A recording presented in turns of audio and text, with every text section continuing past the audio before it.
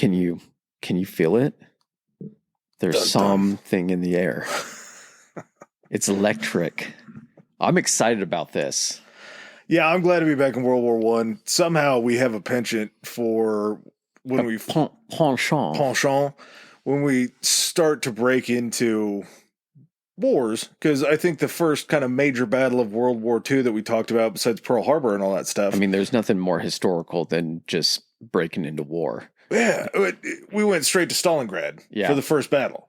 Well, I guess not the first battle, but the first Eastern Front or the West. Yeah, Eastern Front battle. Well, I think we looked at it and we saw history's most deadly battles. Stalingrad, number one by far. But when you're also taking into account the rate in which people were killed during World War II due to the advances in weaponry, things like that, and also you're in fucking Russia.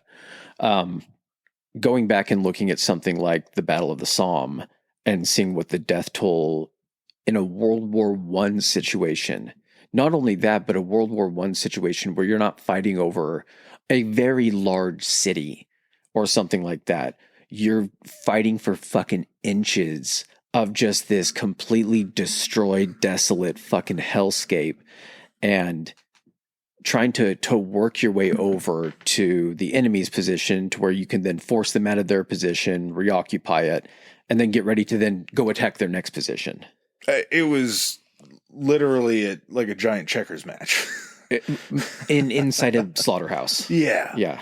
And so with Stalingrad, it's almost more impressive just because it feels like the rate of death in World War I happens so much more frequently. Stalingrad was also, what was the length of 9 months? Or was it closed for a year? I thought they had almost 2 winters. Okay. Because it feels like the offensive started in maybe February. We're talking what for this? 4.5 months? Yeah, 141 days. Yeah. And the killing is just so incredible. World War I, Chris and I kind of talked about this towards the beginning of the research. But World War II, there's kind of like a plot, and you can follow it and you can understand it. World War I feels like you almost have to be more philosophical when you talk about it, because there wasn't much of a straightforward plot. There's a dumb beginning sequence, and then after that, it's kind of like everybody just threw their hat into the ring, and I don't know if anybody really knew what was going to come out of it. It was just like, we're going to fight, we're going to settle some scores, we're going to kind of figure out a pecking order of how this is going to go. But at the same time, there wasn't an underlying Hitler-esque storyline with concentration camps and things like that. Yeah. What it feels like to me is World War I is the transition point, and why it kind of feels like that. I hate using the term romanticized, but where it still seems like that weird chivalrous noble type war. It was like a blending. The war started, it feels like, as a Napoleonic feeling type war. Cavalry charging in with the swords and the cannons that's literally fire, and you lower the torch onto it and everything.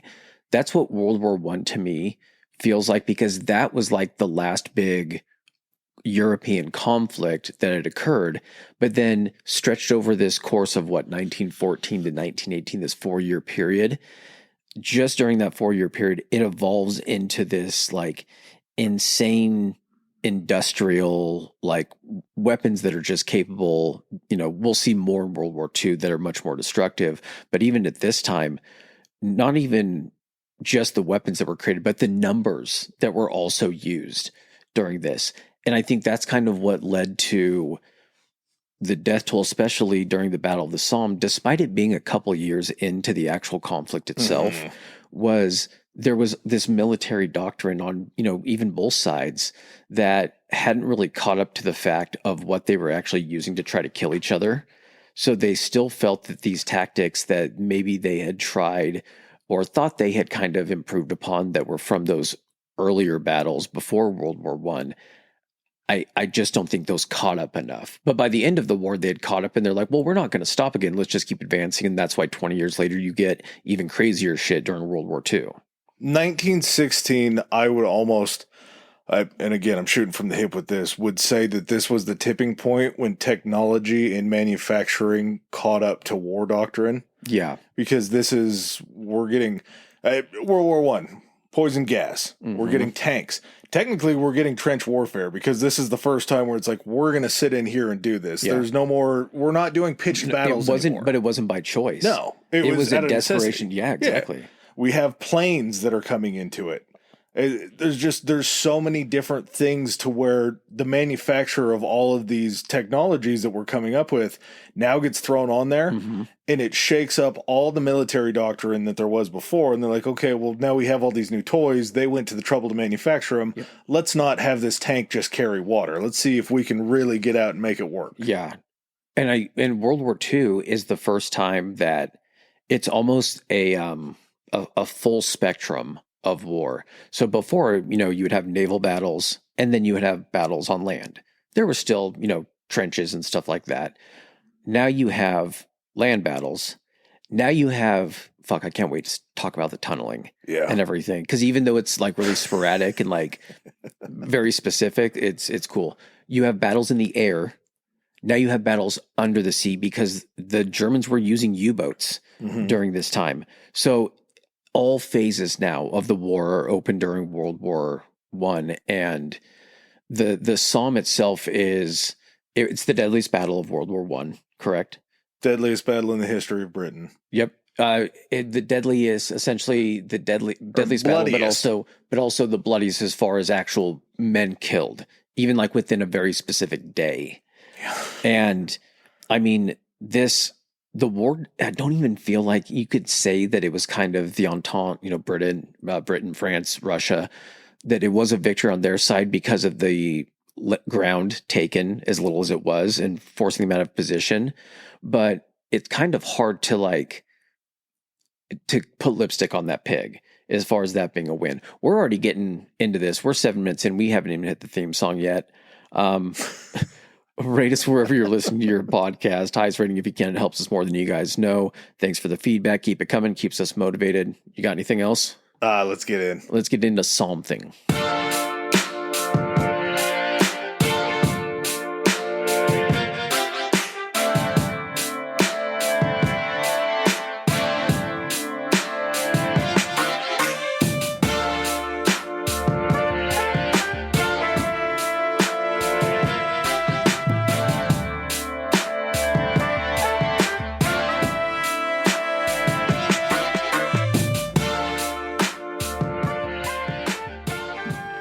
All right, so we kind of have to, because this is about midway actually into World War I, we kind of have to explain, first of all, how we get to the Battle of the Somme, why this location is, chosen, and kind of what the status of Europe is at this point, in the war itself. I guess I didn't kind of pay too much attention to this, but as far as amounts of troops that these countries were actually able to mobilize once they were ready to go to war, Britain was so far behind. And I mean, it makes sense from the standpoint of you have to have, when you're on a continent and you're butted up against your neighbors, you have to be able to mobilize a larger standing army. You have more room than Britain, of course, but at the same time, your attack is going to be, it can be very quick. You can be attacked. You have to be able to mobilize a lot of troops. You have to be able to have standing trained troops to be able to respond to that. When you're Britain, you're just kind of they have to launch a shit ton of boats. And I mean, we're going to have kind of a heads up because, the Navy patrols, they're going to slow them down. We'll have time to mobilize what was it at the start of it? 200,000? I think it was 150,000 at the start of World War I were used to create the British Expeditionary Force. Those were the ones that were essentially the pre-trained guys that were ready to go, that had been, well-equipped and everything. That number's a tad deceptive, though, because that's the standing army in Britain. Correct. That's not all of their other military forces and all of their other imperial Exactly. That's what they were able to field into mainland Europe. Yep. And that was their walking around money. Exactly. That wasn't in safety deposit boxes. So it was made up of professional soldiers who had actually volunteered, where with France and Germany, the bulk of their troops were, gained through conscription. So 150,000 to start. They had 700,000 in reserve, or what they could consider reserve, which is basically them being we just had to send out our really good 150,000. Ring the bell. Everybody needs to wake the fuck up and start getting ready. Yeah, and in theory, I mean, their mobile military that was going around and policing the entire empire. They were a sea power. Yeah. They were the sea power, but they had to be spread because you have to have troops everywhere you have a presence, because those countries that you're in have larger populations. Mhm. So you have to keep that military presence spread out. So yeah, you're not able to keep a lot of people at home, especially when compared to like the French. I think they had like 3.7 million that they were able to mobilize at the beginning, and Germany was 3.8. Which again, you hear the numbers 3.7 million. I believe by the time we run into the Somme, the French are about a mil down. Yeah. Like, that's how fast it was accruing within a matter of, well, I guess once the Somme kicks off, we're in it for over a year almost. Well, But, and by the end of 1914, and it wasn't even the full year that the Brits had actually got involved in the fighting in France, they were already down by the end of 1914, 90,000 casualties. fast. And I mean, of course, they're bringing additional people over during that time. It wasn't just like, oh, here's the 150,000 and that's all you're going to have for a little bit. We're going to be constantly training and feeding troops into the fucking grinder. But just, there were a few big operations prior to the Battle of the Somme, Gallipoli being a big one. We have received a request to do Gallipoli. It's now on the list because we've talked about it once during the World War I episode, then we're talking about it now. But Gallipoli itself was, I think, in 1915, and the Brits had 198,000 casualties. And again, casualties are killed, which is usually the smallest portion of the casualties. Mhm. But then guys unable to essentially taken out of the fight. A casualty is someone not able to continue fighting. Yeah, and I mean, these numbers add up so quickly, and we'll talk about kind of how Kitchener was able to just create his own army from home as a Secretary of War, because he pushes so hard to get more people in. But at the same time, as Chris is talking about these numbers that are accruing before the Somme, those are the best soldiers. Those are your the trained, career dudes. Those are the guys that have seen war, that had just been down in the Boer War fighting down there in Africa. They knew what they were doing. And if you're expending 90,000 of these guys in Gallipoli, you're taking your most seasoned soldiers off of the battlefield before you run into the big stuff. Yeah. And not to say that Gallipoli wasn't big, but compared to the Somme, it's tough to really look at anything else besides Verdun, maybe, and be like, this was a big ass fight. Yeah. Go back a little bit further. So for those of you that haven't listened to the World War I episode, either pause and go listen to it, or we'll just give you a quick backstory. June 28th, 1914, 2 years before the Battle of the Somme, Archduke Franz Ferdinand, who was the heir to the Austro-Hungarian, the throne of Austria-Hungary, is assassinated by a guy named Gavrilo Princip in Serbia, in Sarajevo. No, he is Serbian, yes, but it was in Sarajevo. Yeah, which was the one with two names, Bosnia-Herzegovina. Yes. So Austria-Hungary, who has basically been looking at Serbia and been like, hey, we want to take you guys over. There was a little bit of an independence movement. People that were under Austro-Hungarian rule were also, part of this like culture of people and everything. So there was some rumblings in that country. They wanted to nix it. So they're using this assassination of their heir, which, I mean, it's a pretty big deal, but you can't really declare a war on a country when it's just one guy or a group of guys that were trying to pull this thing off. Yeah, it was a terrorist organization. It was the Black Hand. This wasn't like Serbia. This wasn't state-sponsored assassination. Yes. This was a terrorist This wasn't group. troops that were authorized by the government. And it was lucky anyway. Yeah. Go back and listen to that episode. It's weird how all of that came together. Yeah, it all happens in front of a fucking sandwich shop. Mm-hmm.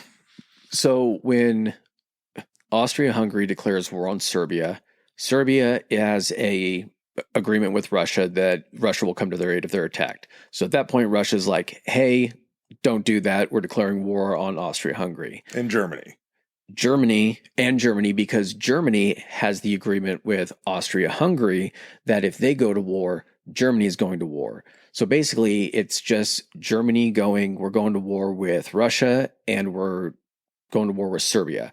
And Austria-Hungary is like, we're going to war with Serbia and Russia. Russia's like, Germany, Austria-Hungary, and Serbia was just like, I guess we're fighting them too. So we talked about this in another episode, and you talked me into how it makes sense. It's so fucking dumb to me still that they have to make like formal declarations. Like if you know that everybody's an ally, you don't have to send formal paperwork saying that you're now declaring war. Just know that that's how you're going to line up. Either you come out and you say you're neutral and you're not going to be aggressive or you're not going to enter it. You don't got to send paperwork. I think you got to make it official. Some of these are marriages of convenience, man. They're not exactly friendly. They're just like, hey, we have shared interests.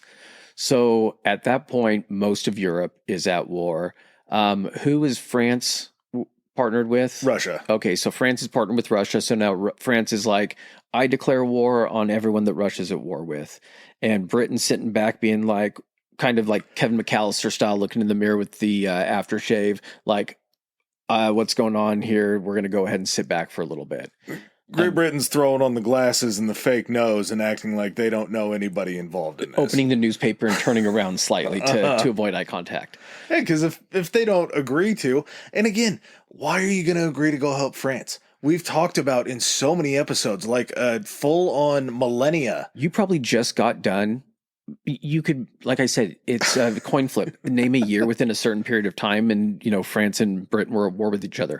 They probably just got done fighting like 15 years before this in some degree or another. There's still hard feelings. There had to have been. There's still people alive that are telling stories about their friend getting killed by some dude in France and vice versa. There's not enough time has passed for those people to die off yet. Well, the strange bedfellows that come out of this, because as France declares on Germany and they declare on Austro-Hungary for declaring on Russia, Germany already had this plan kind of tucked in their back pocket. And it almost makes me wonder if Germany did this to get France involved. Because in, I believe it was 1905, there was something called the Schiffland Plan. And the Schiffland Plan was devised, it was a decade before this, is this swift defeat of France within 40 days to take on Russia. Literally a pre-Blitzkrieg. Yeah. So, I mean, if you have this 10 years in the making before, and then you get the opportunity to pull it off, it's not just a coincidence that you already had this in your back pocket. France, like, why do you have, like, we saw that you guys had some plans to, like, totally attack us in 40 days. He's like, no. I was just kicking around, like, what ifs. High school project. I like to play Risk. And so, like, I was trying to figure out how long could I, take over France. And don't even worry about it. You know how funny Risk would have had to have been back in those days, just because there was so many, like... It was Risk. This was human risk is all this was. But, like, they know about everything that they've conquered in Africa, but I don't know how far into Central Africa they had been. So there's just, like, blank spots on parts of the world in the Risk board that they're just like, I don't know. There could be something there. That's true, We've never been there before. But... the way that it feels like it gets set up is the Schiffland Plan makes it seem like Germany may have already had incursions that they were going to go for. And at the same time, we know from kind of that episode that Princeps killing the Archduke was what supposedly, like, it was the official start to World War I, but tensions were already brewing way before that. This was just the most convenient way to get to it. Europe was a powder keg, and everyone was standing around with a match. And something happened to where someone just stepped forward with the match, and it was already going to kick off. So Britain is staying out of this until the Germans decide to go ahead and invade Belgium. And out of all the countries, and if you're looking at a map, you have France, you have Germany, and then kind of nestled in between them, right against like the English Channel or that's still English Channel, right? You have Belgium and Luxembourg. So the only agreement like Britain has on mainland Europe to come to their aid is Belgium. And Belgium gets invaded and Britain's just like, fuck. So now Britain has to mobilize they've already been gearing up. It's not like that happens and they're like, call everybody in. We got to send over. They're probably expecting something like this to happen. It's only a matter of time. And August 3rd is when that actually brings, and that's in 1914, right? Yes. Brings Britain into World War I.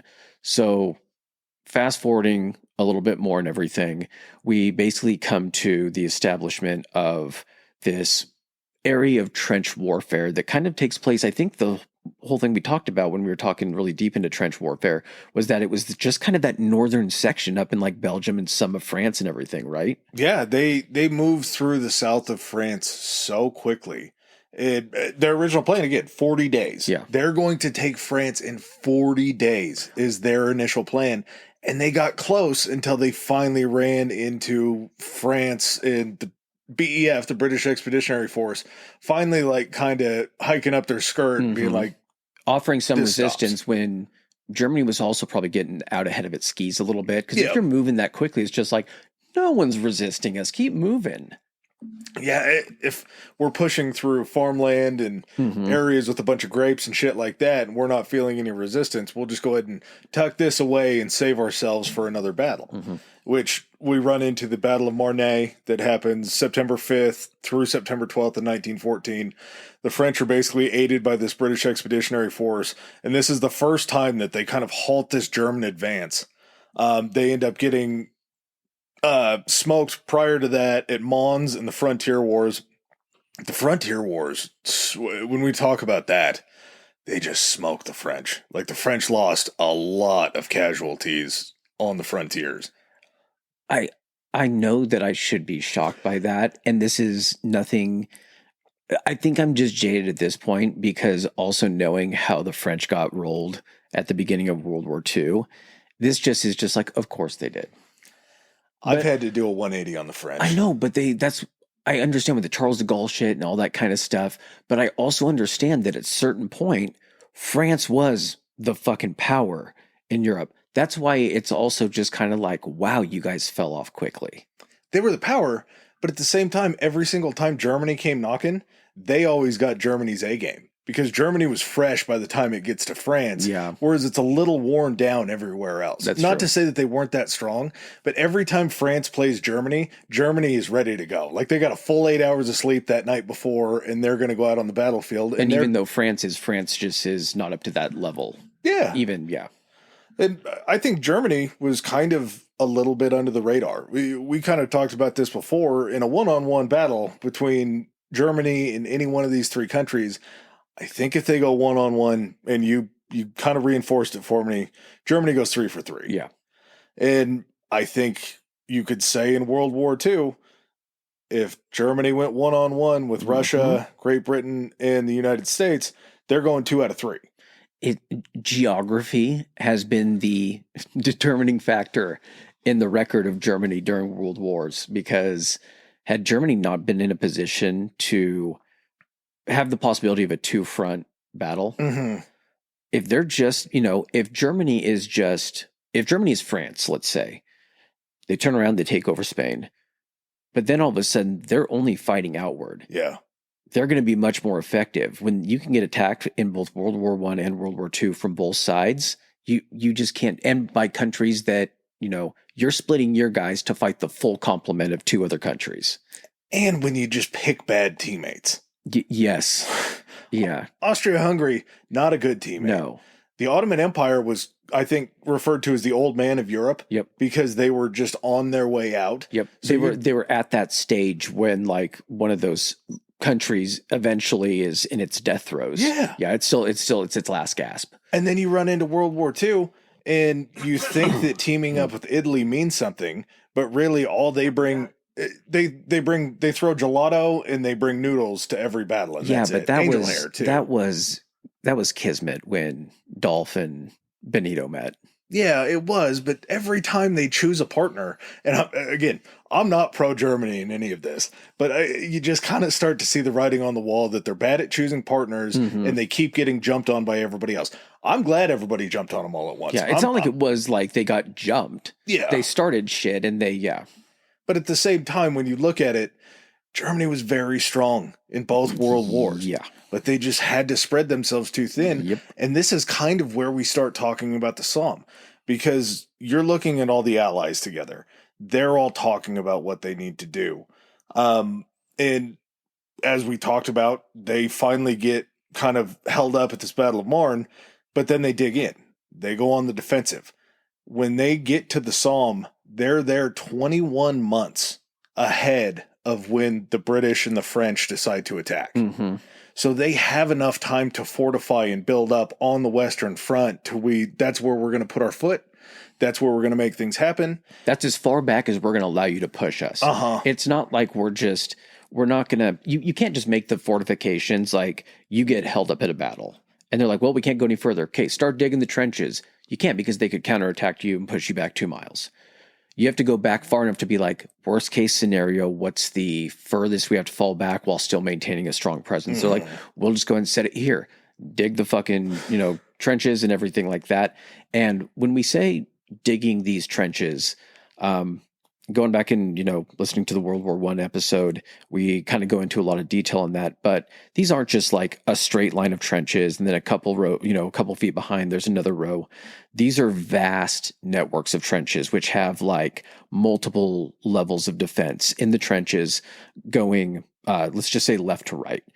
But they're not straight left to right. They're in almost like you described it, like a hieroglyphic type pattern, or like when you're doing like easel painting, or like damn near looks like crop circles. Exactly, because they wanted to keep ranges and distances different, kind of in the trenches, so artillery couldn't pinpoint and just bomb along a line. So you have also these connecting trenches that are connecting, forward and backwards for soldiers to move up to different lines. You have like 3 of these things that have actually been established. So these 3 sections of just trench networks separated by actually a few miles. So they are dug in.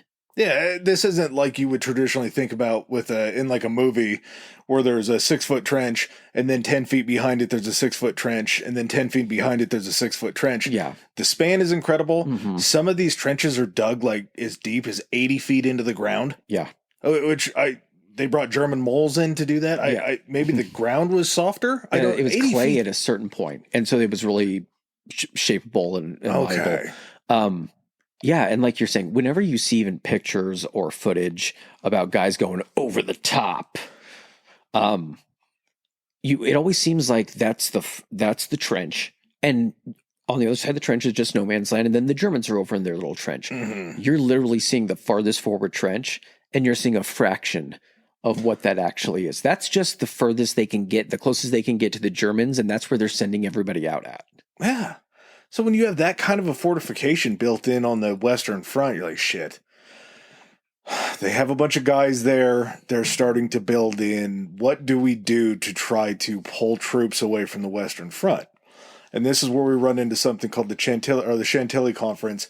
1916 was a very big year for battle. There's a lot of different battles, and we'll kind of touch on a couple of them here. But the Chantilly Conference that was held December 6th through the 8th in 1915 agreed that there had to be simultaneous offensives on the Eastern Front, on the Italian Front, and then the Western Front. Because if you could simultaneously attack all at the same time, there are no other German soldiers to go ahead and reinforce on these other fronts that the battles are happening on. The problem they'd been running into, and Italy ends up coming in on the side of what is the Entente, so basically Britain, France, Italy. They come in May, I think, of 1915. And the way they're kind of fighting these engagements is they're all fighting toward the defeat of, the Central Powers, but they're not doing it in a really, really cohesive way. So basically, France will plan like an offensive, and Germany will be able to essentially pivot resources and troops and stuff like that to essentially repel or defeat that offensive. And then the Brits are like, okay, well, here in 2 months, we're going to do an offensive. And they start doing that. Well, the French are done with theirs. So now the Germans just rotate around and they move all the troops over there and they end up defeating the British.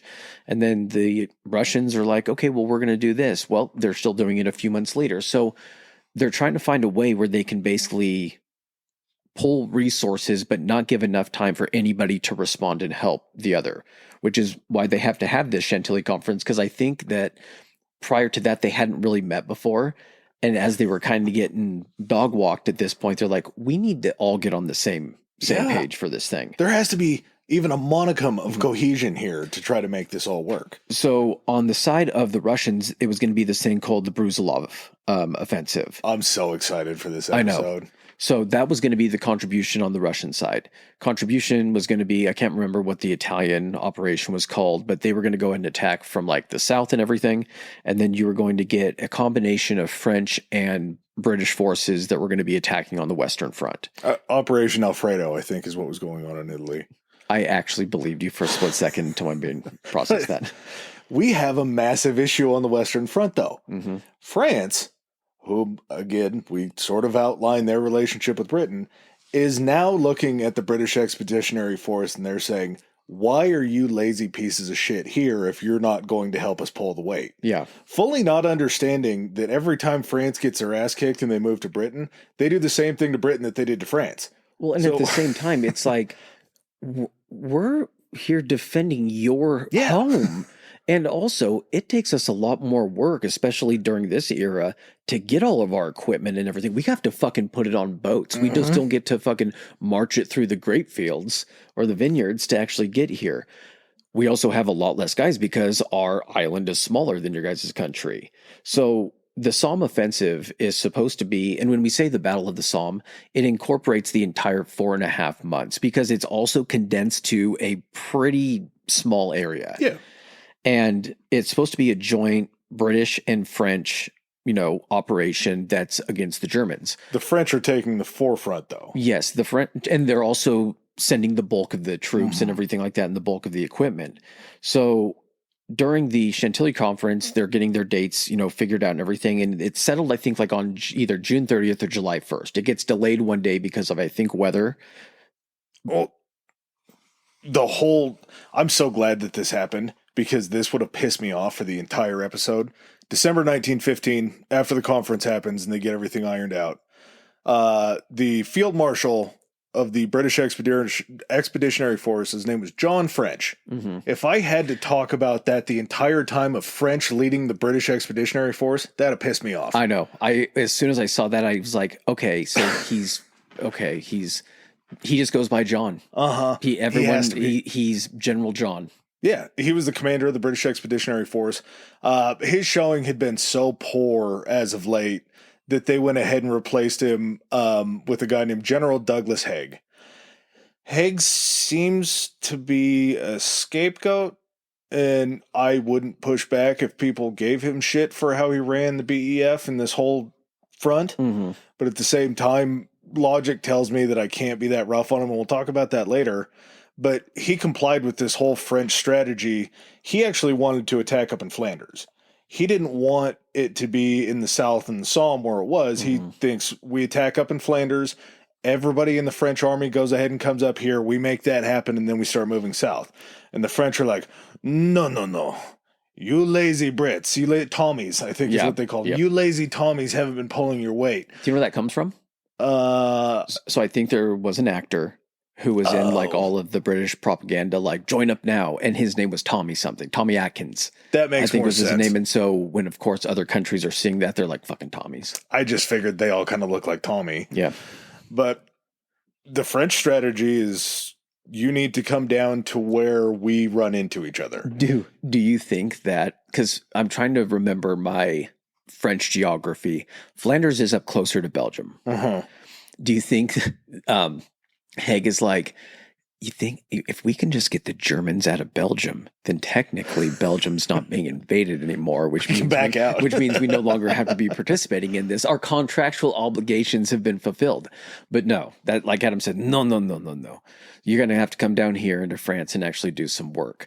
French are still going to be pulling the bulk of the, the weight and everything like that, but the English are going to have to help.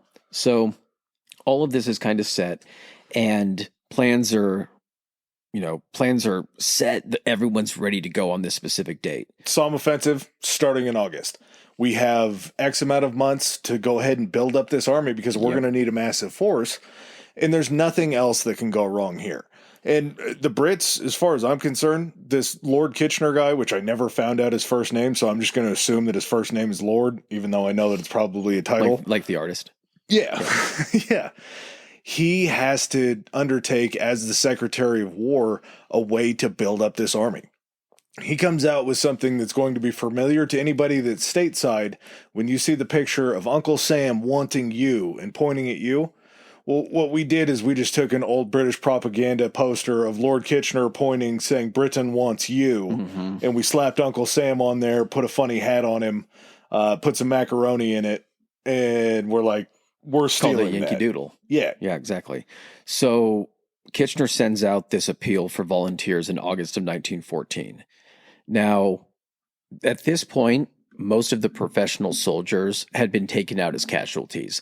And the ones that were left, they were like, these guys have to actually keep the new guys alive and train them how to do this kind of stuff. So we need to start pulling them back into less dangerous roles. This whole Kitchener's, they called it Kitchener's Mob or Kitchener's Army, all these volunteers that had been signing up. And by December of 1915, so a little over a year later, they had 2.5 million people who had volunteered to sign up.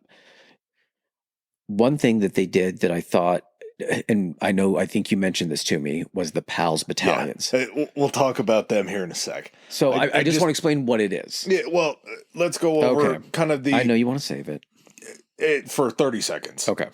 So basically, Kitchener had all of the people that he was being drafted in, or that were drafting in, that were enlisting, were Kitchener's guys. Yes. For every 100,000 of those, that would be what would essentially be a battalion or a group. So there would be K1 for the first 100,000, K2 for the second 100,000, and so on and so forth.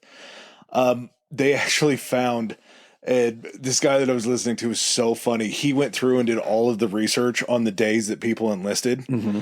The least popular day to enlist was a Sunday. That was church. It was when you had the least. But the most popular day to enlist was a Monday. Oh, of course. So if you think about You're horny all day Sunday to make war. Either you wake up on Monday morning and you're getting dressed to go to work and you're like, fuck, I don't want to be here. I don't want to go to work today. How do I get out of work? You're going to go enlist. Or if you just had a... What job are you working? I mean... Okay, buddy. War is sexy. Buddy. We just talked about the romanticism of World War I. Buddy, I understand this is in August 1914, so not a ton popped off. No. But the Brits had taken some fucking hits, even up to this point. What kind of... And I'm just, fooling around, but like, what job are you working? Well, or did you have to spend the whole weekend with your wife and kids? And they drove you nuts because you have 6 children because you don't believe in birth control. And you're just like, I got to get out of this house. What do I do? A moment of weakness leads to you being over in the Battle of the Somme. You're getting piss-ass drunk with the lads That's down true. at the pub on Saturday night. Uh-huh. Yeah. You wake up on Sunday, everybody's still a little hungover. You have a couple more pints. By Monday, everybody's knocking on doors saying, hey, you remember what we talked about at the pub on Saturday? Let's go enlist together. Yeah. It's like that weekend of almost like them having a break from their actual lives to really think about going to war and getting pumped up by the propaganda. Then on Monday, they're like, fuck yeah. Yeah. Let's make all this happen. So the other thing that they were really big on, and I had to look this up because I had no idea why in the world this was important. The British khaki uniforms were like a sign that you were there. And they were bringing so many recruits in that they just ran out of khaki. I wondered why khaki. It's because that was the uniform that the Expeditionary Force had switched to when it was down fighting in Africa. Mm-hmm. So that's where the coloration comes. Because if you think about it, there's nothing khaki colored in Europe. I mean, once you get down into the trenches far enough and there's some clay soil and stuff. But other than that, no, not too much. But this was like a big deal to the point to where they put so many people in at once that they actually ran out of that material. So other groups, the other auxiliaries, if you were in K4 or K5 or whatever and you didn't have a uniform, they would actually in the areas go out and buy you a uniform. And it was usually blue, but it was still the same cut, same everything. Yeah. It was just a blue color. And their goal was to try to basically outfit everybody in khaki because at least if you're all in blue, you still look like you're a part of a unit. Mm-hmm. But if you're in khaki, you're a part of the British Expeditionary Force. Yeah, that's true. Did you see the thing about the white feathers? Did you look it up to make sure it was real?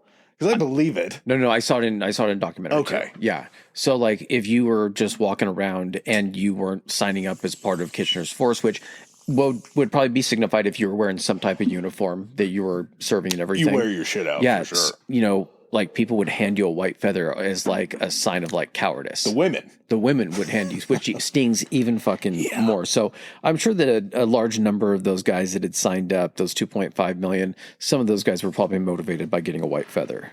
Well, if you don't go the K route, they actually came up with this idea that Chris is going to explain called the PALS battalions. And this, to me, like, if you think about it just in a vacuum, it's a pretty smart plan. I love this. I love it. And then after the reality of it sets in, I understand why they don't do this anymore. If you are trying to get people to sign up to fight, what better way of doing it than saying, fight with your neighbors, fight with your friends, and fight with your family. These PALS battalions were formations of troops made up of people that were from like the same area. So they were from Lincolnshire, Chesterville, or wherever. Sheffield. And there was a town of maybe like, you know, a town of 800. And all of a sudden 100 people, 200 people sign up. We're all signing up because I get to go ahead and fight next to this guy, Phil, that I know from 2 doors down. I know Phil's got my back. What better way to get also motivation of being like we're all fighting together. Like, let's fight for our community. Yeah. Well, I can't think of something else that would motivate someone. Morale, cohesion, the ability to train. In the time that you're not fighting, you're with familiar people. Yeah. It'll be a little slice of being back home.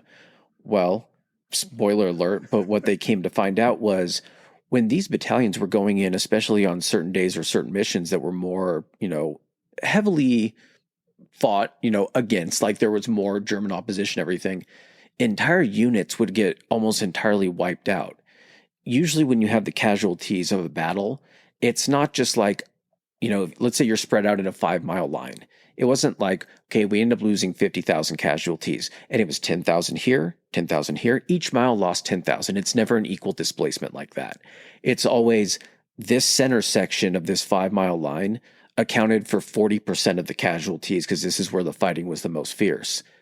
If you get a group of, out of a town of 800, you got 100 guys that were serving together in this one unit or, you know, battalion or whatever, and they were in the thick of that and 90% of them got killed. All of a sudden that town now just gets 90 telegrams or letters, Death notices, and it decimated communities. How does it kill a small community faster, especially in like a manufacturing town or something like that where they're building weapons of war and you hear that there's just that many of your people wiped out? We talked about, I want to say it was during one of the older war episodes, like pre-World War episodes. Didn't they define major losses as like 10% of the group? Yeah. And because it made a bigger difference because their armies were smaller. Yeah. Yeah. But we're talking about smaller installments in these PALS battalions to where there could be 900 of them in there. But instead of losing 90 and calling that a massive loss, they're losing 850. Dude, think of the fear if you're like a family member back there and all of a sudden 50 people in that town have all of a sudden gotten a notice. Because guess what? These notices aren't all coming in at the exact same time. 20 filter in this day, 20 more filter in this day. And all of a sudden you're just like, I know it's coming around. That first day hits and you're just like, oh, maybe it was only 20 of them. Next day it's 40 and you're like, 60. That's got to be fucking terrifying in its own right. It was a plague. It was an emotional plague that was showing up. And there were other groups that weren't even just PALs. Like they would look into parts of industry. Like I want to say that there was like a banking battalion where people in the banking industry and in the financial sector that felt like they wanted to go fight with Brett from accounting. Soccer teams. Groups of guys from the same fucking soccer teams would actually go out there and fight. Yeah, it's fucking nuts. It's just wild, the thought process. And again, on the surface, pretty smart idea, because if you can get a group mentality going and you can get a mob mentality to try to bring as many people in, that's awesome. Okay. But when it's mob mentality in the same town, on the surface, good idea. Yeah. Looking into it at all, peeling back the little veneer, horrible idea made out of desperation. Yeah, and had this been a much lower casualty war, I do wonder how long it would take until we got like a big enough event to where they're like, no more. World War II. Yeah, probably. Yeah, 20 years later. If it lived through World War I, if World War I was low casualties, it would have happened in World War II. Okay, so getting back to the Somme. Plans are set. August, this thing's kicking off. We're getting all of these coordinated offensives going together. Well, nothing's going to go ahead and throw off your plans more than, roughly about 10 days later. Germany, after these plans are set in stone, Germany kicking off the Battle of Verdun. Now, Verdun is south of the Somme. Pretty decent distance as far as like travel during this time goes when it's not mechanized, it's horses and a lot of guys marching. The Battle of Verdun is going to have an fucking awesome episode all to itself. But basically, Verdun was like a fortress city that was ringed with all these other like defensive positions and everything that held like a strong point of movement like deeper into France. And Germany was like, what we need to do is we need to just grind down the French. What better way to do that than take their little fortress city, turn it into our fortress city? They're not going to let us keep it. They're going to counterattack this and try to take it back. And we're going to take losses, but we're going to cause them so many more that it's going to decimate them and basically remove their ability to make war. If they're not able to and they have to capitulate, the Brits are going to be fighting here by themselves without any type of support structure. They're going to have to sue for peace. Basically, it was Germany's like, this is the war ender. If we capture this, it might take us a little bit more time, but this is going to be the key factor in what wins this, the Western Front anyway. We captured the high ground for the region, and if by some chance we can still hold on to it throughout the war, it's like having... Well, they were likely to hold on to it just for the simple fact that, like, tactically, I think that they were better than the French. Yeah, I agree. So this throws a complete wrench into the Battle of the Somme because now all of a sudden Verdun is under attack, and a large portion of these forces that were earmarked to go and fight with the British in the Somme are now being moved down to actually relieve the pressure and try to reinforce Verdun. You gotta give me some help on this German name. Erich von Falkenhayn? I think you got it. Is that right? Yep. Smart guy. Seems to be fairly smart and to come up with this plan of trying to split the French and Anglo forces, because if you can split that amalgamation, just like you were talking about, or we were talking about with the Chantilly Conference of attacking everywhere, if you can put them in smaller areas and just rain down on them, you're going to dissolve them. Well, and also you can completely take away, they might be defensive and they can hold an area, but you will require less guys to maintain that. You can then go take care of Russia during their offensive while everything's kind of holding in a static situation on the Western Front. As soon as you're done with Russia, you come right back over. They're still separated, and then you push through them. Perfect. So with, France having to go ahead and pull a bunch of support, basically the Battle of the Somme goes from, hey, this can actually be an operation that helps us push further into Germany. This is something that can grind down and take out a whole bunch of German troops. The Entente thought that this whole operation that was going to be going on between the Somme, the Brusilov offensive, and the Italians, all of that going on together was going to be the war ender.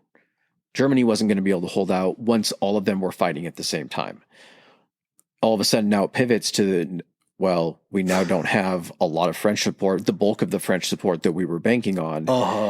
We're not going to call it off because the Brusilov offensive is still going on. The Italian offensive is still going to be going on. We're going to pivot this thing from winning the war on the Western Front on our side to basically like, hey, just kind of keep the Germans busy, but make sure that they're occupied. You need to keep all the pressure off of Verdun while that thing's working itself out. Well, part of the reason I think that was because they knew if they could defend Verdun, immediately after they hold Germany up, they can start pushing back against Germany. Yeah. Because eventually Germany, I think we both listened to this interview with this German historian. Very interesting because once Hitler and the Nazis get in, they don't really talk about the Somme nearly as much because the Somme was a defensive battle and they always wanted to portray strength. Yeah. So you don't talk about your ties. Yeah. They pushed Verdun to the forefront of the history lessons, saying this was a German offensive. This was us pushing against them, which doesn't make a lot of sense to me because eventually in Verdun, they start going backwards. They start on the retreat, which you wouldn't want to tell that story. Maybe he just left that part out. But it just seems odd to switch. You could probably paint that more as a win a strategic retreat than you can about the Somme. Just the body count and everything like that. Just going backwards, possibly. And who fucking knows what went through his mind? True. Anyway. None of it makes sense. We do that often of try to put our mind in the rational mind of Hitler, and it just doesn't exist. There's just not enough math somebody could do to really get to that point. So we're to the battle now, right? June 4th, or May 31st through June 1st. I just threw this in there to drive home 1916, and I feel like this is kind of cool, and I'm sure we could get an episode on it. The Battle of Jutland off the coast of Denmark becomes the largest naval battle of World War I. Oh, that's right. We were going to do an episode on that by itself because we didn't touch on it too much during. Yep. Yeah. Yeah, so it'll definitely happen. Just cool to say that this is the largest naval battle. It's the only real major fleet engagement that happens as far as like you can see each other. Mm-hmm. Which what you think of is an old school naval battle, battleships firing at each other over great distances, and So this is like we're kicking this one old school. It's going to be the largest. We're going to see each other, and I think pretty much from here on out in war, it's pretty rare if one ship is firing on a ship that it can see. It's not on purpose, unless the ship is much larger than the other ship and it's chasing it. Yeah, they try to stay out of sight of each other. Yeah, the British considered this a strategic victory because this basically pushed everything but submarines, or they had submarines. Yeah, U-boats. Right? Yeah. Yep, U-boats were a thing in World War I. They had U-boats that were still trying to work in the blockade of Britain, but they could also successfully hold their blockade that they had put on Germany. Yeah. So it's kind of, even though they took, I think, more of the heavy losses, they had enough to spare to where it's still a strategic victory. I think the biggest thing in the whole point of like a U-boat wasn't to go against naval vessels. It was to destroy shipping, starve a country. So when it came down to like, well, if the Germans didn't have like a surface fleet, like why weren't the U-boats going after the British Navy? The U-boats at this time weren't like sophisticated like they were in World War II. They're very proto U-boat type thing. Tin can telephone. You are staying the fuck away from anything with a gun. Yeah, you're just going strictly like after merchant stuff. A big enough rock, a cannon, anything like that. Someone depressurizes the inside by farting to a lot. Like yeah, they were like the one guys that went to the Titanic. Yeah. Those billionaires. Okay, so we end up getting to the fight. June 4th, Russia goes on the offensive. This is when the Brusilov offensive starts. Okay, this heats up the Eastern Front. The offensive basically diverted all of the troops that were headed towards the Western Front to help the Austro-Hungarian forces that were struggling on the Western Front. Why were their troops already heading toward the Western Front? Because we had little leaky leak. So prior to the Somme actually going down, there was actually a leak of information on the British side. They didn't find this out until 2016 when they were able to actually find like German war records about this stuff. Wasn't it like two fed up soldiers? Two fucking disgruntled soldiers. It was a combination of two of these disgruntled soldiers. There were some intercepted messages, I think, kind of in the lead up and everything referring to it. And then there had to have been much closer to the time that it happened, but there was a premature mine detonation that happened on there. And, oh my God, I didn't realize this was a thing. Okay, so even prior to the actual start of the battle of the Somme, there was preparation work being done. Of course. One of those things was tunneling. Not tunneling in the sense of like tunneling to make trenches. This was tunneling under no man's land. These, they called them sappers. And they would basically tunnel under no man's land. And in preparation of these operations and, these troops trying to go ahead and take the enemy position and charge over no man's land, they basically needed it. Artillery was going to be shock. They needed something that was going to be the awe. They would basically create these things after they dug under the enemy positions. They created these things called galleries. It's a fancy word for like a cave, basically, not just the tunnel, but you're building like a room in there. Mm-hmm. They would load them with mines and rig this thing to blow. The mines that they used at the Somme were one of the biggest non-nuclear explosions in warfare. Huh. And you can actually see images of this. If you do World War I Somme mines, a guy was half a mile away and was actually recording it. It's fucking enormous. They set off, I think, I want to say a total of maybe 19 of these things along the entire front, which I got two numbers, 16 miles and 25 miles. Pretty big difference. So let's just say it could have been 16, it could have been 25. I wonder if it's 16 bunched in, but if you spread it all out, it was 25 miles worth. Maybe. Who knows? It's still a pretty decent front. Yeah. And so as these guys are digging tunnels, the Germans are actually doing the same thing too. And so you would have situations where there were two documented situations where there was actual underground fighting. So there was actually underground fighting. This war had it all.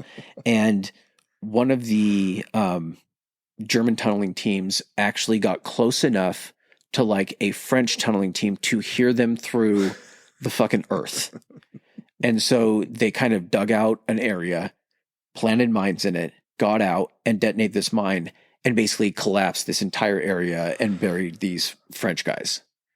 There was another situation where a German tunneling crew had tunneled into a gallery. It was either a French or British gallery where a mine was already set to go off. Because these things weren't like, hey, we hooked up the dynamite, wheel it back, and then it was hitting the plunger. It wasn't instant like that. They were doing this in anticipation for operation. So this thing could sit here underground and undisturbed for weeks. Mm-hmm. They tunneled into this thing, found this huge, mine getting ready to go off, and took them 45 minutes to disarm this thing, not knowing if it was scheduled to go. Like that. That's got to be. You don't know if now is the time that it's scheduled to be going off. I wonder if this was during the bombardment or pre-bombardment. Pre. So yeah, I guess. Well, I mean, I guess it wasn't a sure thing that a bombardment. Sorry, we're giving away a little bit in the beginning here, but if it hadn't had the bombardment yet, you were probably hoping that they weren't just going to blow it for fun now. Yeah. At the same time, I thought for just a split second, I was like, holy shit, Britain stole what we did during the Civil War. I know. Yeah, I was thinking about that too. But if Germany did it too, I don't think they everyone's were doing copying it. our doctrine. That just must have been like the thing. It was just a thing. Yeah, tunnel into the enemy's position, just blow the fuck out of it. Do you have any info on the ventilation? I was going to ask you last night. How do you ventilate a tunnel that deep and that long? Because no man's land is a long way away. Yeah, it was a pretty decent distance. I don't know, dude. Are you just I just got to tunnel fighting and I just I understand that. I had tunnel vision at that point when what I was looking at. But you'd have to send a vent eventually up to the surface at some point because you have to get enough oxygen down there. Think they're fucking digging tunnels. They had to have something figured out. Yeah, I guess that's true. If you're going to do it, you have to understand how to ventilate it. So the plan for the British and the remaining French troops that were there, because there were still a pretty substantial amount of French troops, they were just down a little bit further to the south, was phase one was basically going to be, surprise, surprise, take the first line. Second phase was going to be take the second line, and then there was going to be a preparation essentially to go ahead and take the third line after like some cavalry had moved in and were able to take an area. I was going to say, just because the Germans had been aware that this was going to be an operation, when Verdun happened, they had to up the date. Remember, it was going to be in August, but they moved up the time frame. So July was actually going to be the Somme offensive at this point. So the Germans had started moving up reinforcements, knew that there was going to be this huge, they knew that a barrage was going to be happening, this huge artillery barrage. And so the preparations that the Germans made were to also dig these, I guess you could also kind of call them galleries, but they were bunkers way down, like you said, 70 or 80 feet deep that would be holding, 25, 30 guys in here to withstand the bombardment. And as soon as they stop hearing the booms, they go right back up to their positions. Nothing's, damaged. They're ready to go and fire on all those troops are going to be coming across no man's land, expecting all of the artillery that was just fired to have taken out all of these Germans or all of these German positions. You had to take out every barrier for British troops to walk across into that trench too. And that whole idea of bombardment, we'll talk about it because it's just, I don't know. Partially, I would say it's not their fault because there was a lot of bad shells that they had, but their strategy just wasn't sound. With as many shells as they fired, zero excuse for what happened as far as I'm concerned. the bulk of these British forces that were going to be sent in on the Somme, mostly territorial forces. So these are not necessarily what you would call the reserve, but they were guys that were training every Saturday. They were going out. They were in the summertime. A lot of Kitchener's guys too. Yeah. A lot of Kitchener's guys were coming into this battle as their first battle. A lot of inexperience, not having nothing can prepare you, I think, for no man's land trench warfare type stuff. It's got to be the stuff you hear tales of back in Britain that someone came back and is like, this is what it's like. You're like, I can't really. And then you see it and you're just like, what the fuck? And then you see everyone getting mowed down. Like that being your first battle or first taste, that would fuck you up so much. I think there's a lot of veteran guys that this was their first taste of this style of trench warfare. Being moved from a different location and everything. They probably had done it other places, but this is like, we are preparing by just digging these before we've even fired a shot back at the Germans. This is when someone says trench warfare, this is what it is. Yeah. Because it was just such a grind that they were there for so long almost. It's like, well, we can keep improving this on our side until we get there for the Brits. And yeah, this Kitchener's army, Kitchener's guys, Kitchener's kids feels more like it because there's a lot of very young boys. One thing, too, that the Germans were able to do in addition to kind of digging those further safer bunkers and everything is they also reorganized some of their artillery, known about this, brought in more of that kind of stuff. And then they buried phone cables like 6 feet deep for 5 miles connecting the front line all the way back to the artillery. So they were able to, not sending runners, move your fire this way or signals, pick up the phone and it's just like a little bit to the left, a little bit to the right. These bunkers that they're building too, that you were talking about, they, like we said in the beginning, they got there 21 months ahead of time. So these bunkers are fortified by concrete in most places. They're not just dug in the earth. This is where it's going to be. These are very sophisticated bunkers that are set up. This wasn't just like 10 guys that dug a trench on a Saturday. This shit was planned. It wasn't just stacked logs and like this. Exactly. And that's not to say that the Somme is the first instance in which, the Entente were using artillery and everything. This was something that had been in use since the start of the war. It gets taken to another level, though, during this. Before we actually start the battle, let's take a bathroom break. Good. Oh my God, Adam! What is that up in the sky? It's a bird. It's a plane. It's socials. Oh my God! It's faster than Instagram. That's historically high pod on Instagram. More powerful than X. It's historically high, historically HI on X. Able to leap tall threads in a single bound. Back to historically high pod on Threads. And, I guess there's still Gmail, right? We got that too. That is historically high podcast at gmail.com. All right, guys, back to the show. All right, so we have come to it. So what is the plan? The OG plan, the OG idea was going to be 5 days of bombardment. And then it was supposed to be followed by the British Fourth Army capturing 2,500 meters of the German front line from Montauban to Serre as the Third Army mounted this diversion. Now, when I say 25,000 meters and we talk about kind of how this actually happens in the first day, I think you're going to see kind of how maybe over-enthusiastic they were about this plan. And the 2,500 meters, that area would essentially, from kind of what I'm understanding, that's kind of the depth that they determined would be back to the furthest point of the first line, that network. It's of the German first line. Okay. So they're trying to capture that much of it going across. Correct. Are you saying going left to right or front to back? From left to right, because Montauban to Serre, so it's that stretch between those two villages. Okay, gotcha. But that's a pretty hefty portion. Considering you don't, well, here's the thing. The 5-day bombardment. Usually how, conventional warfare, I think, worked up to this point, even with like bombardments, is you would actually launch like maybe a bombardment for a day, maybe 2 days. And that was because after a certain period of time, the bombardment would tip off. If you did it for 2 days, it's hard for them to get enough reinforcements up to where you're bombarding to actually help out before you then move your troops in and you try to take that area.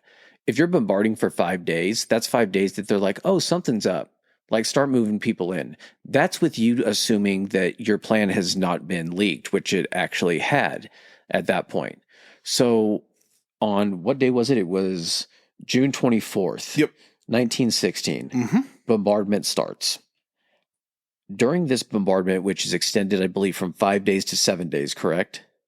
Yes. It's extended over the course of this 7-day bombardment. 1.5 million shells are fired from 1,500 artillery pieces along this stretch of this area to basically take out anything and everything of this German line. And the Germans in the line that were supposed to be in the line. Exactly, that weren't expecting this attack. I mean, these guys are nestled safely underground with probably like helmets on sticks that made a seam. And there was one guy that had to stay up there and work some of the strings, like Kevin McAllister during the Christmas party. As soon as he heard the first boom, that was his cue to be like, I got to make for the bunker. He drew the short schnitzel to... He's like a marionette from the bottom. Yep, moving all of these different things to make it look like it's still. He's running up and down so you can see helmets just tracing back and forth. So this bombardment opens up 1.5 million shells. If you look up images of this, it's kind of ridiculous because you can almost look at it and see hills of just like shells that are being like spent shells in the casings that are being. Where do you put all that? I didn't even think about that. Yeah. Because after you fire one, you still have a shell there that has to be gotten rid of. And if you're firing, we did the math last night on what it would have been if everybody was equal.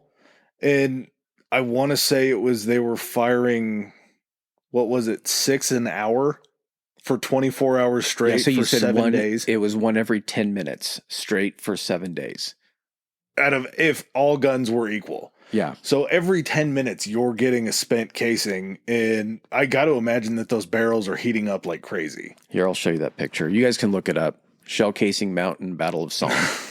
It's literally a fucking mountain. And this was a kind of a common sight around this area that they were launching this attack. Well, in this whole plan, this thing that I think got Chris and I most fired up pre-episode to do this, was the whole idea behind this bombardment was you were going to blow all the Germans out of the first trench. You were going to blow that shit apart. And not only are you doing that, but this bombardment is trying to stop all of the impediments that would stop the ground forces, the infantry, from reaching that first trench. Huge lines of barbed wire with like stacks and everything. They can't proceed with all that kind of stuff. You get rid of the machine guns, they're still trying to get through this stuff in any type of fashion of getting multiple troops through. All that time, reinforcements for the Germans are coming up to man those machine guns again. The shells that they're using, most of the shells were shrapnel shells.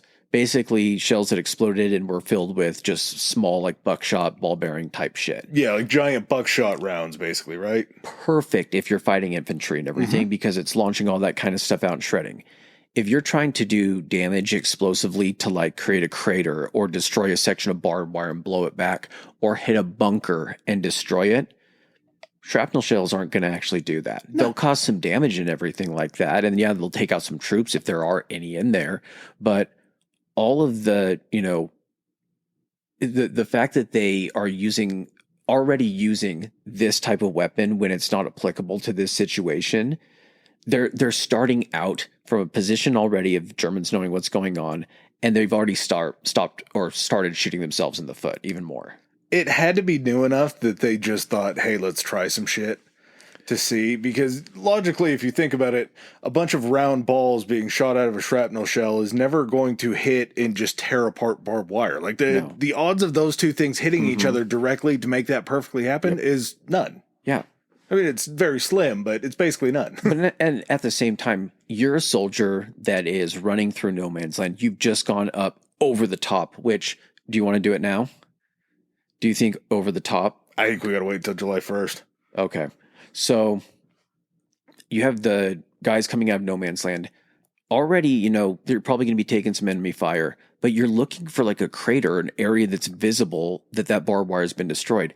A shrapnel cuts the barbed wire in a couple places and it still looks like it's sitting there, or it's only cut one line of it and not the lines behind it. So, I mean, you're already putting yourself at a disadvantage, but you got to imagine if you're like the guy that's deciding what to use during this, you're like, have you seen these shrapnel charges go off? It causes it shreds everything in the area. It's going to take all of this barbed wire out. And they're like, makes sense. Have you tested it like really rigorously? Have you seen them go off? They shred everyone. I guess we're taking your word for it, man. Yeah, it shredded through this entire wall, not it picked apart these wires that are sitting there. And if it does blow it, knock it over. If it's a shell that hits it and knocks it over, then it's just straight barbed wire that's hidden in the mud. Look what it did to these trees and what it does to soldiers, not super thin metal. Exactly. They also use, I believe they were called 15-pounders, was the other style that they used, and it was just a solid artillery shell. Yeah. There were so many different calibers. There was like stuff that you would think would be like on a fucking naval ship. There was howitzers. I don't know what the distinction is. Maybe someone could provide that, but it was a mix of like, they had 15-inch guns, then they had 66-pounders. Then I'm like, pick one, just inches for everything, or tell me the weight of it. Well, it's an ammunition nightmare too, trying to get all of those shells to the right guns. Oh my God. I didn't even think about that. Like, yeah, what are you doing? You're definitely not mixing. You're having these types of guns in this area, these types in this area. Yeah. But part of the issue was, I believe it was 30% of these shells that are being fired ended up not going off. Yeah, even the shrapnel ones that are not going to be doing the damage they need to aren't even going off and doing any damage. In a couple interviews, I did hear some blame maybe pointed towards the manufacturing in the United States that were sending over these shells that may not have been up to snuff. They get rattled around on a boat. Like, we're quality control. We can't control what's going over there. Yeah, and how do we not know that those weren't made in Britain? I mean, that's true. There's a picture I saw of a German soldier laying next to one of the unexploded shells. He's laying all the way behind it, and you can't see him, and then he's just leaning over the cone, like Burt Reynolds' bearskin rug style. But the shell was as large as he was. Yeah. And they were firing these things a very great distance. Where did you say the guns were, or the artillery was, compared to where the front line was? Yeah, so I'm trying to think like the distinctions of the long range guns and everything, but they could hit ranges anywhere between like 3.5, 3.7, and 5.2 or 5.3 miles. How do you know where you're hitting? Okay. You know how we sometimes do the thing where we'll ask each other a question, but we won't look it up. We'll just go back and forth to see what each other can come up with. So that's what I did with how you aim this artillery. So, and I got deep into this too. So I was like, okay, what you'd have to do is you'd have to have a spotter somewhere that's able to see where it's landing. That's got to be artillery 101. You fire. So you have to have a general idea of how far the target is away. You can get that from a map, or I don't know, especially if you can't see it really. Yeah. So maybe early airplane picture? Not picture. You would have to... Drawing? you would probably have to... How the pilots did it... Okay, we're going to keep bouncing around here. I love it. How the pilots would do it is because there weren't like landing strips near the front lines and everything like that. Oh, yeah, huh. What you would do, and because radios were so heavy back then that it would... Like those planes were so light, they could barely get the fucking pilot and his machine gun up or whatever. So what they would do is you would have a notepad and you would write down the information. And as you flew back over your friendly line, you would just drop it out the side with a weight and it would just go down, and that's how they would get the information.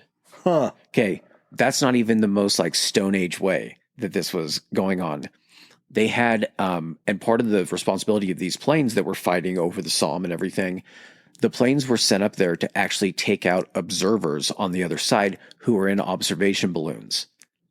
Hot air balloon style, simply raised up in the air over on the enemy side behind, and would simply watch the fall of the shells and be sending messages either down, on a hook down a little cord, or dropping them down, and everything communicating back and forth how the shells were firing. So the planes were armed to go fire and shoot down these balloons. And when they would get reports back that planes were coming, the guys would get out there and winch the balloons down as fast as they could before they got shot at. And then the enemy planes were trying to shoot down the planes that were coming after the balloons. Yeah, it was fucking bonkers. But getting back to how they were aiming it, I imagine you would just have to eyeball it and have some general idea of the distance and direction it's going to go. And then you just fire off a shot. And especially with the Battle of the Somme, where you can't be having 15 fucking 100 artillery pieces firing off one ranging shot, because they're gonna be like, there's a lot of fucking artillery falling here. Yeah. Yep. So you would group together the guns, and you would group them together in just little batteries. I think they said most of the time it was 4 or 5 guns. They would have one called the base gun. That gun would essentially be the one that got sighted into the general area, and then the other ones would kind of follow the same adjustments and everything for distance. So when they're firing, they're not firing to be like, I'm going to pinpoint that target. It's, we're going to fire and try to be hitting stuff in this general area, and then just by tiny adjustments, or maybe even the adjustment of the gun shifting on its base after all of this stuff, we're going to keep trying to fire here. And then our observer, who's either up in a damn balloon or on a hilltop out in the distance, is going to tell us if we need to make any adjustments. Yeah. They said they also use these scopes that they would use, and a lot of it was the scope to determine the azimuth and elevation and distance, and then maps. But still, you're having to keep it hidden. So how effective? That's why you would need the 7 days. You're not able to sight all these things in because it's supposed to be secret. Yeah. So you get out there and they're like, okay, what about a 2-day bombardment? They're like, we're not going to hit shit in 2 days. It's going to take us 2 days to even remotely sight in these guns. Okay. What about 3 days? Well, now the guns are finally sighted in and we're launching all this stuff. It's really not going to be effective. And you're wanting us to hit all these different targets. 5 days? We can probably actually do 5 days. Okay. Slight adjustment after they start firing during the 5 days. They come back. So little change of plans. We're actually going to need 2 more days. Yep. That we're going to keep blowing this shit up. If you want to get your money's worth, you're going to give us 2 more days. Oh, yeah. I mean, we could totally march in right now and everything would be fine, but we want to be really thorough in this. So give us the extra 2. Do you ever think I guess they probably wouldn't be firing the shrapnel to figure out the spotting, but they fire one out there and he just sees it hit the ground and not go off. He's like, whoa, did they just fire a cannonball? Is that what that was? It would have to be a slug or something that gave him a little bit of explosion to see. I was going to say, I should have dived deeper into this. I would imagine that they would probably use a solid slug, just like you were saying, because you use something even shrapnel or explosive. If you fire a slug and that thing connects and you can try to see the puff or the debris thrown up in the air, it's going to be loud. It's going to be visible for a second. There's going to be some dust. It's not going to be explosive loud with a crater that's showing and draw even more attention. True. So I would imagine you're dead on that. I bet it was just a solid slug and they're just looking for poof in the distance. So 7 days to rain down 1.5 million shells. 30% of them don't work. They're still hitting. They're just not exploding. And that was supposed to basically draw a clear line that these soldiers were supposed to walk and not run, because we'll talk about the idea of how far they had to go. The infantry had to go out to still be covered by the artillery, because I feel like that's the sketchiest thing that I've ever heard in war. These rolling bombardments. I think that came a little bit later. It was days later, but just to make sure that there's a path clear for these guys. And once they've done this 7 days, you get to 0 hour, you send everybody over the top out of these trenches, and they're just going to walk across what was previously no man's land. It's still no man's land. Well, if you did it previously right. dangerous no man's land. Okay, yes. Perfectly safe now. If you did it right. It's a twisted ankle is going to be your biggest concern in no man's land. Yeah, just keep your eyes down, make sure nothing's going on. Yep. Oh, yeah. Walk, don't run. And we're talking about these guys having a minimum height requirement. Maybe this is just the heightist in me, is why I keep going back to this. A minimum height requirement on these guys was 5'3". So what, the size of a 3rd grader, 4th grader? And people are smaller back then. Somehow it's. You're also in wartime, which means rationing for food and everything. What were they required to take with them? Because the first guys going over, getting to that other, enemy trench, their job once they got there wasn't like, hey, we got the trench, hurrah. It was, now this is our trench to defend, establish, turn that. So with the trenches, sorry, I'm bouncing around here. With the trenches, you would of course have a firing step that would get you up high enough to peek over the trench. That's like where your machine gun nests and where you would step up onto to be able to fire. It was probably about half the distance down, so double the distance down, to the bottom of the actual trench. There was no firing step on the reverse side of the trench. They never needed it. They were never going to turn them and fire on their own guys. So they had to refit these trenches to be able to be used to now defend them. So to go over there, to have tools to do that, to have supplies to set up shop, we're going to make these guys carry 66-pound packs across no man's land when their average weight was it $130, $135 pounds, almost half their weight. That's why they had to walk. If anyone started jogging or fell over, there was no way they were getting up. Yeah, it's a very weeble wobble situation carrying that much stuff on your back, not protecting your front either. You're carrying it on the back. We talked about that. If Chris and I were in this scenario, the packs would have been on the front for hopefully some kind of deflection. Stuff full of fucking metal lunch trays. Just to make sure. So this plan, I mean, it sort of goes correctly. June 24th, as Chris said, the bombardment starts. Over the next week, they dump 1.5 million shells on the German lines in this first 25,000 yards. July 1st, they fire another 250,000 shells. And on July 1st, the forces go ahead and pay off these galleries that you were talking about, detonating these the series of mines that were beneath the German frontline trenches. The timing on this is almost like they decided to tell on themselves, because 0 hour was supposed to be at 7:20 or 7:30. Mm-hmm. The reason that it was at 7:30 and they didn't attack before dawn was because the French had never been trained to go at night. Yeah. And so the British, even though they far outnumbered the French and could have been like, hey, assholes, get in the back and just do what we do. It was the same thing when we were talking about the bomber episode. The Brits would only bomb at night. Oh, that's right. Do the daytime bombing like the Americans did. Yeah. So 7:30, it's a beautiful day on the Somme. There had been rain before that. It wasn't great, but somehow on July 1st, the sun's out. It's been described as the sunlit picture of hell. The skylarks. Mm-hmm. You heard the story about the skylarks, right? That like they weren't ever seen in the area because there was no trees, and then all of a sudden they heard birds for the first time. Yep. In between the ending of the bombardment and when they went over the top, they said that there was a little bit to where they could hear the skylarks singing their songs. How could anyone? Oh, well, thank God the artillery is that far back, because if you had skylarks back where they were firing it, no one could hear shit. No. It probably never after that period of time either. You got to imagine that the rate of people who were deaf or near deaf after World War I and also World War II, the numbers had to be bonkers. Yeah. They weren't necessarily, I don't think, worried about ear health and hearing. It just hurt so bad that was probably why they had to come up with earmuffs or something. Like, it wasn't the health of the ear. They were tired of having guys go deaf to where they couldn't follow orders or explain and misunderstanding stuff. They were like, nope. Had to be. So 7:30, they're supposed to go over the top. If you want to make it, you go ahead and can.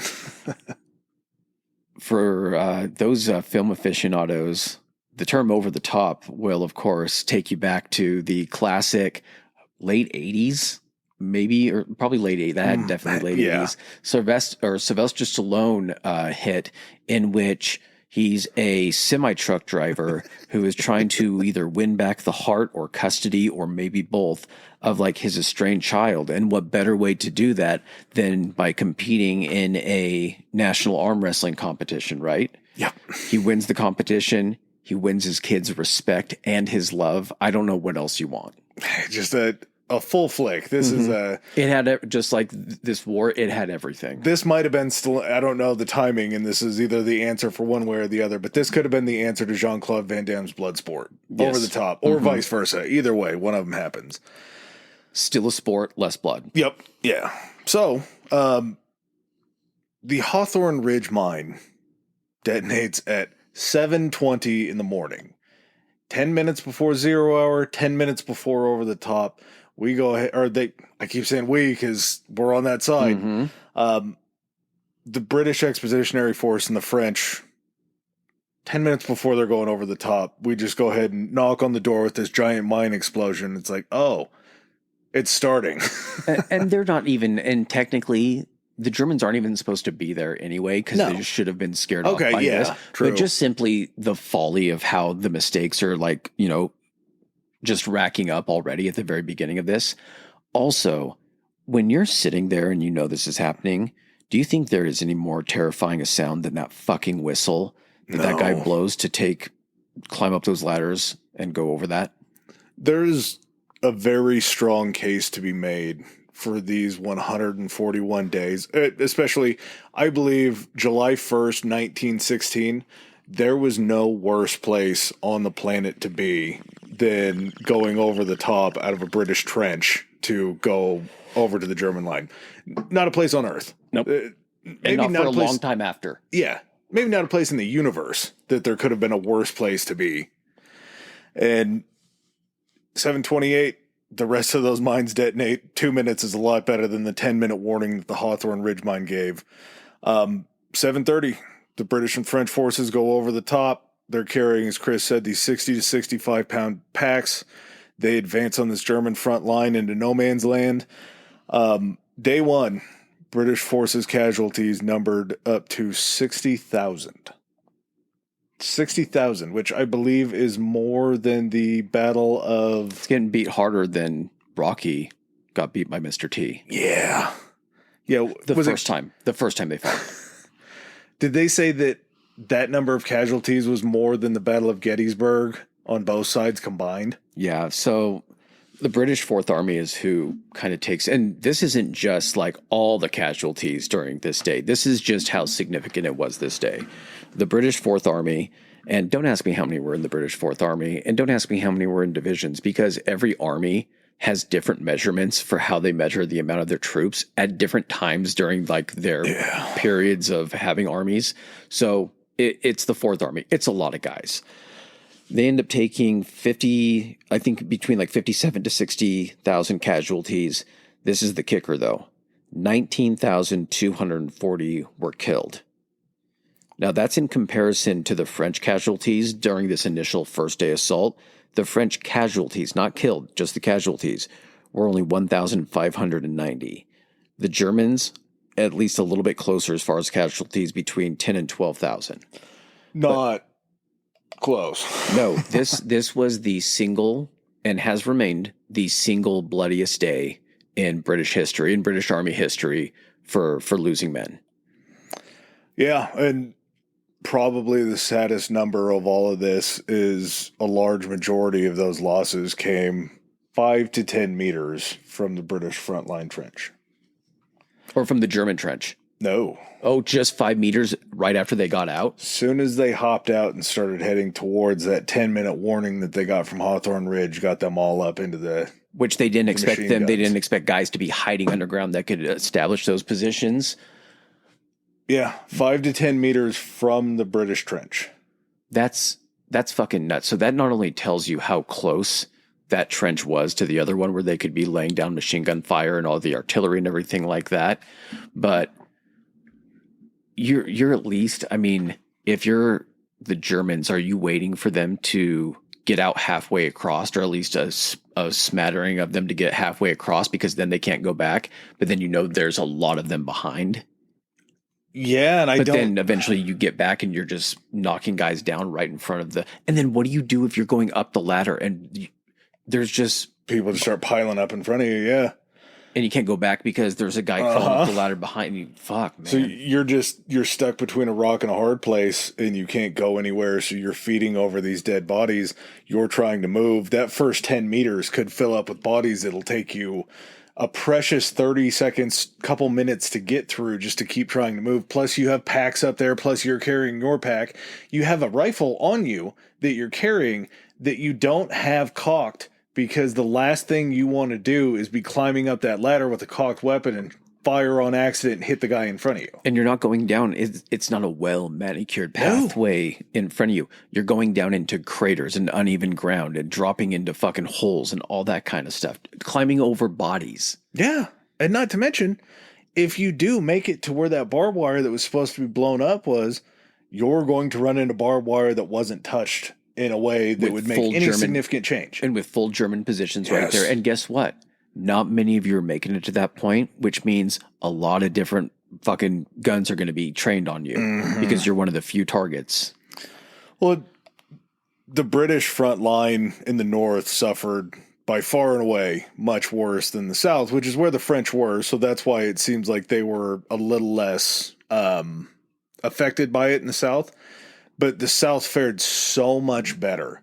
They took a significant amount of damage still, but they actually accomplished some of their day one plans in the south, whereas in the north, which again was a higher concentration, in fact, I think probably all the British troops, or everybody that was a troop up there was British, but out of that amount that we talked about, that 57 to 60,000, approximately 120,000 Allied troops participated in the first day. So we almost have a 1/2 casualty rate on day one of this plan. Just coming out of that British Fourth Army. Yeah.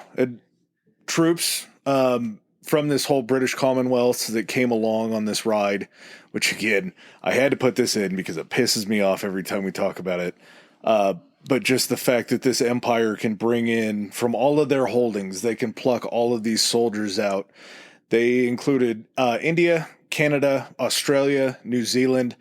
I'm going to say Scotland because I still want Scotland's independence. Ireland was helping, the Irish were helping in Gallipoli, so they already called on them, and I believe South Africa. We had South Africa, British West Indies even. So we're talking about from the Pacific Ocean, and then Zimbabwe. So you have all of these different commonwealths that are coming up to bolster the British during this battle. To get killed in France. Yeah. Someplace that they never wanted to be. Yep. Yeah, all because they were being ruled by the Brits. Because your flag happens to fly over their fucking courthouse or whatever it is.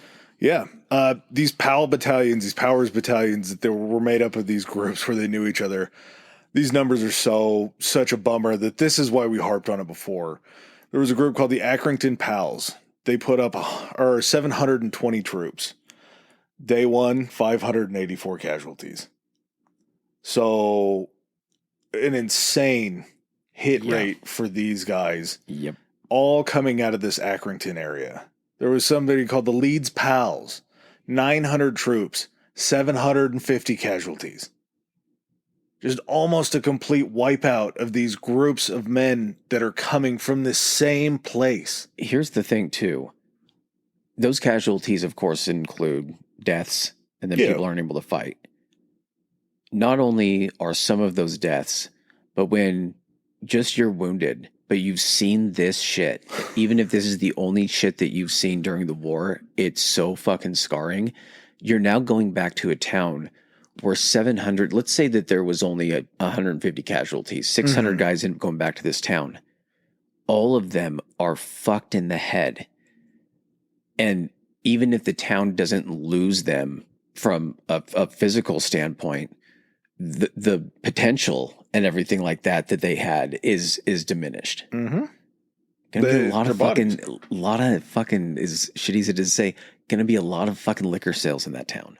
Yeah, and what we called this shell shock back then, which couldn't be more fitting for the Battle of the Somme. Yep, that's what it was from. You've been around artillery too long. We had the Grimsby Chums, because they didn't want to be called pals. They decided to be called chums. Of course. And then the group from Sheffield both lost more than half of their men within the first hour. Yeah. So from 7:30 to 8:30, they had already lost half their men's in these, or half their chums in these battalions. They lost half the men's. Southern forces would capture the village of Gomekor and Fokantor. Of Court? Yeah. Four 2 villages they captured. Part of the reason why this shit went so badly on the first day was Britain had these very strict battle plans. Yeah. And the rigidity of these battle plans meant that no matter where this artillery was hitting that they were firing over the head on this infantry going, they couldn't radio back and be like, hey, you guys either got to aim somewhere else, you need to stop, you need to fire to the left or the right, anything like that. They didn't need that. They had the planes flying overhead, dropping the messages. They had the guys up in the blimps that were, spotting the shots and everything. I can see it from both ways. It was a bad plan to begin with because they didn't prepare or they didn't use the, correct stuff. And the plan leaked. I think that was the biggest determining factor here. At the same time, there's a difference between having like a battle doctrine that's very stringent and rigid that doesn't change, like Japan's naval doctrine didn't change over the course of the entire war, and that's what led to them losing. If you're in a battle or like just an operation like this, I don't think you can change the actual like way that you're doing stuff just because especially now, to disseminate that information across the entire scope of all the guys firing and everything like that would be impossible. If you have like a small unit, even like nowadays, and they're going to an objective and you're like, hey, pivot this way, you can 10 or 20 guys a different way. But it's just so large. And also, again, man, I think this all boils back to the fact that this type of warfare is something that they weren't really prepared for. And some of it's just fucking throwing noodles at the fucking wall and seeing what sticks. I think that's the biggest thing for me, and that's why we'll continue to talk about why Haig, I believe, is kind of fairly and unfairly persecuted. But this is probably the first time you've tried this bombardment and then infantry move. Probably the first time in your history that you've ever tried to put this big of an offensive together with these kind of weapons and these kind of chess pieces. 100%. Not only that, but you don't technically know what's on that other side. Yeah. You don't know that those bunkers were fortified with concrete. You don't know that all of that barbed wire wasn't shredded. Yeah, exactly. You can't plan for all of the unknowns that are over the other side. Even if you meticulously went ahead with this operation, it still might not work. You may have thought you crossed all the T's, but you didn't know what was going. This is the first time, like you said, that you've probably tried something on this scale. Yeah, so to say that this is all just 100% his fault isn't exactly fair. We'll get to some points where it's like, yeah, you asshole, quit throwing people at this problem. Mm-hmm. But besides that, these southern winds that they had were pretty surprising. And once you see that you just kind of had a non-starting push in the north, but in the south you started to see some work, then you're going to look at it and you're like, well, maybe we start reinforcing the south to continue to try to push up that way, because that's sort of the softer underbelly that we found. Yeah. And so I think that was Haig's idea. The guy that was in charge on the French side was like, no, don't do that, because then if you lighten the load that they're having to defend against, they move all their guys down here too. It's a wash. Or... And we're getting closer to Verdun. Yeah. And if you guys also don't mount enough of a defense on the other side and they break through or something, then they're just going to flank us like that. Please don't do that. But he ends up sending some reinforcements down there to try to help the push in the south. During this time frame between, I think, July 1st and the 13th, this is kind of it's condensed into different battles. So the Battle of the Somme incorporates a lot of other different like skirmishes and like battles themselves. So 1st to the 13th is considered like the Battle of Albert. That's kind of their initial taste of what this thing is actually going to be like. We get to July 14th through the 17th, which is this Battle of Byzantine Ridge. And they're trying to pivot a little bit as far as what they're doing for this, because cat's out of the bag. They already know that the Germans are expecting them.